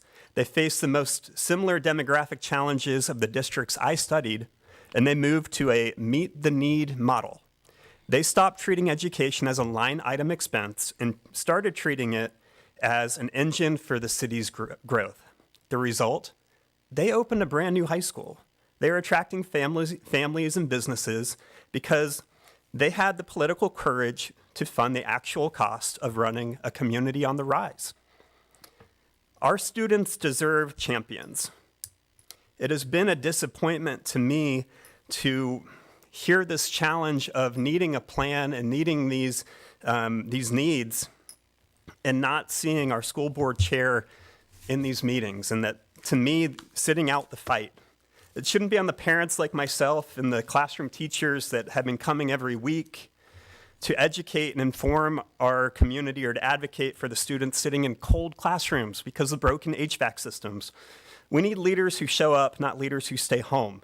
Now, council, 2 weeks ago, you claimed you wouldn't do anything to harm our schools, but not doing harm is kind of missing the point, especially when we're talking about children, right? They need advocates. They need people who stand up to support them as clearly as possible. And I have a plan for how you can do this too, and I'm going to share it with you right now. Next week happens to be Teacher Appreciation Week. Celebrate our teachers by doing 3 things. Make your data public, schedule the public joint meeting that you promised, scrap the cap, and fully fund our schools. Thank you.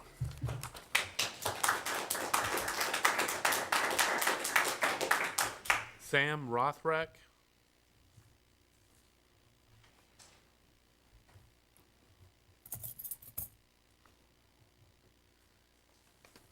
Good evening.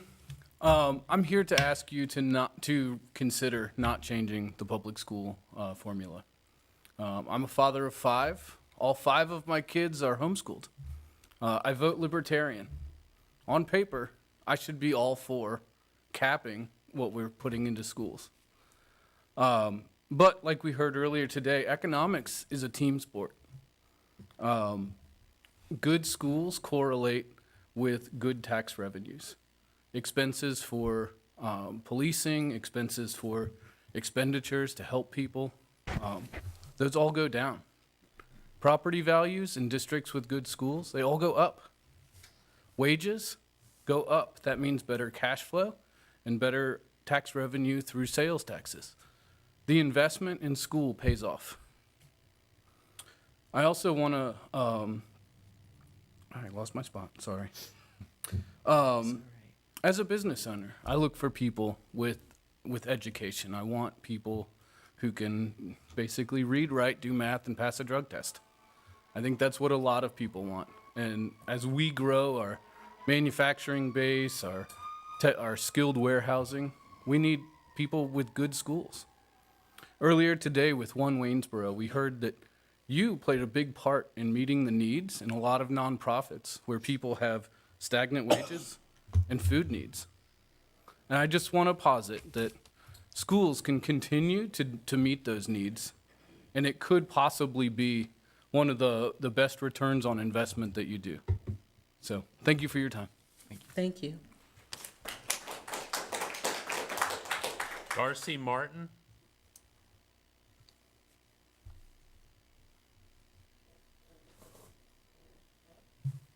And a big thanks to City Council. I appreciate the time that you spend and the work that you do. I really don't have much to say because people who have come before me have said it more eloquently than I can. I am talking about the schools. Once again, I think and I appreciate the fact that this budget includes the amount from the formula. My concern is that as we go forward, the process of reevaluating will continue, and that needs to be open. We need to have the figures to justify changing the way in which schools are allocated. We need that from you. You all are making the change. You all are proposing the change. We need to understand the numbers that you're using to justify that. And I think I'll stop here because, again, people have spoken so eloquently. But it is the children, it is the community, and it is the economic growth. I think people have said that very clearly. Thank you. Jennifer McDonald or McDaniel?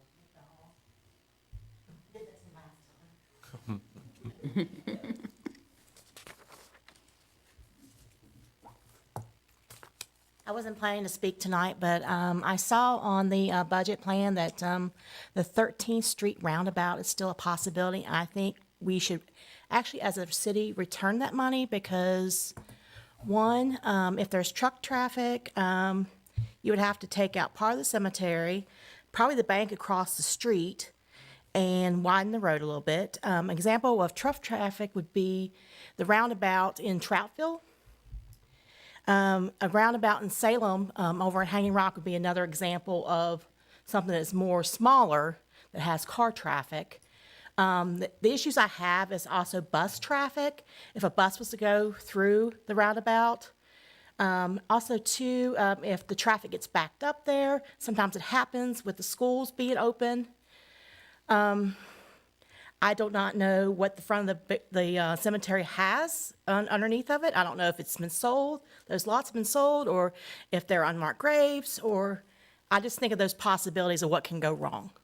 I think we should return that money because I don't think it should be built.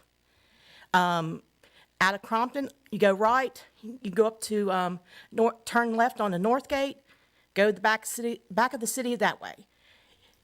On the other end of Crompton, there's a right turn onto West Main Street.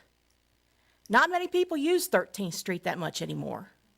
People's driving habits change. Most people use 12th Street to turn left because it's a better view.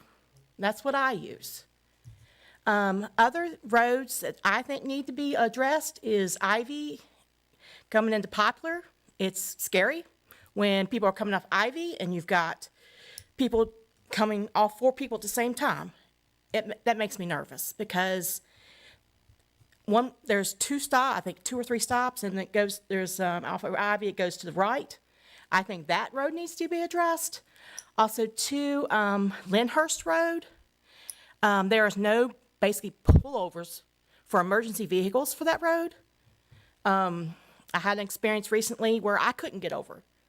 I made the choice to drive myself off the road because I couldn't stop because there was, I'll say emergency behind me. I drove myself off the road at the bridge over there in Lyndhurst because there is no place to stop going back towards the city. You have space over there by the park, which has great potential of adding a next lane so your emergency vehicles can have a place to pull over or go around us, or we driving on the road can pull over. Also, let's see. The suicide, I call it the suicide ramp at exit 96. That ramp, at certain times of the day, you take your life in your own hands trying to get on to 64 because you have all this traffic coming down the hill and you try to get on the ramp and you have to slam on your brakes to keep from getting hit because you have all this traffic coming down. The ramp is short. It needs to be expanded. So they can actually, 96 corridor can actually have, if in the future there's trucks that want to go on the 64, that expansion can happen in whatever the technology center or whatever it's going to be down the road. Whatever, like another example is, I think T-Force. I don't know how they go west. I really don't, because they come out and they go right there on the ramp, and I don't know how they get their acceleration up. So I think I've covered all the roads. Okay, thank you, sir. I appreciate your time. All right. I wanted to point something out. I typically don't respond to any citizen comment, but there was a statement made that about the joint session. The joint session was postponed by both the school board and council. So we're gonna come back to that at a later date. That was a decision that was a joint decision. Item 17, is there a motion to adjourn? So moved. Thank you, Mr. Jordan. Is there a second? I'll second. Thank you, Mr. Jordan. All in favor say aye. Aye.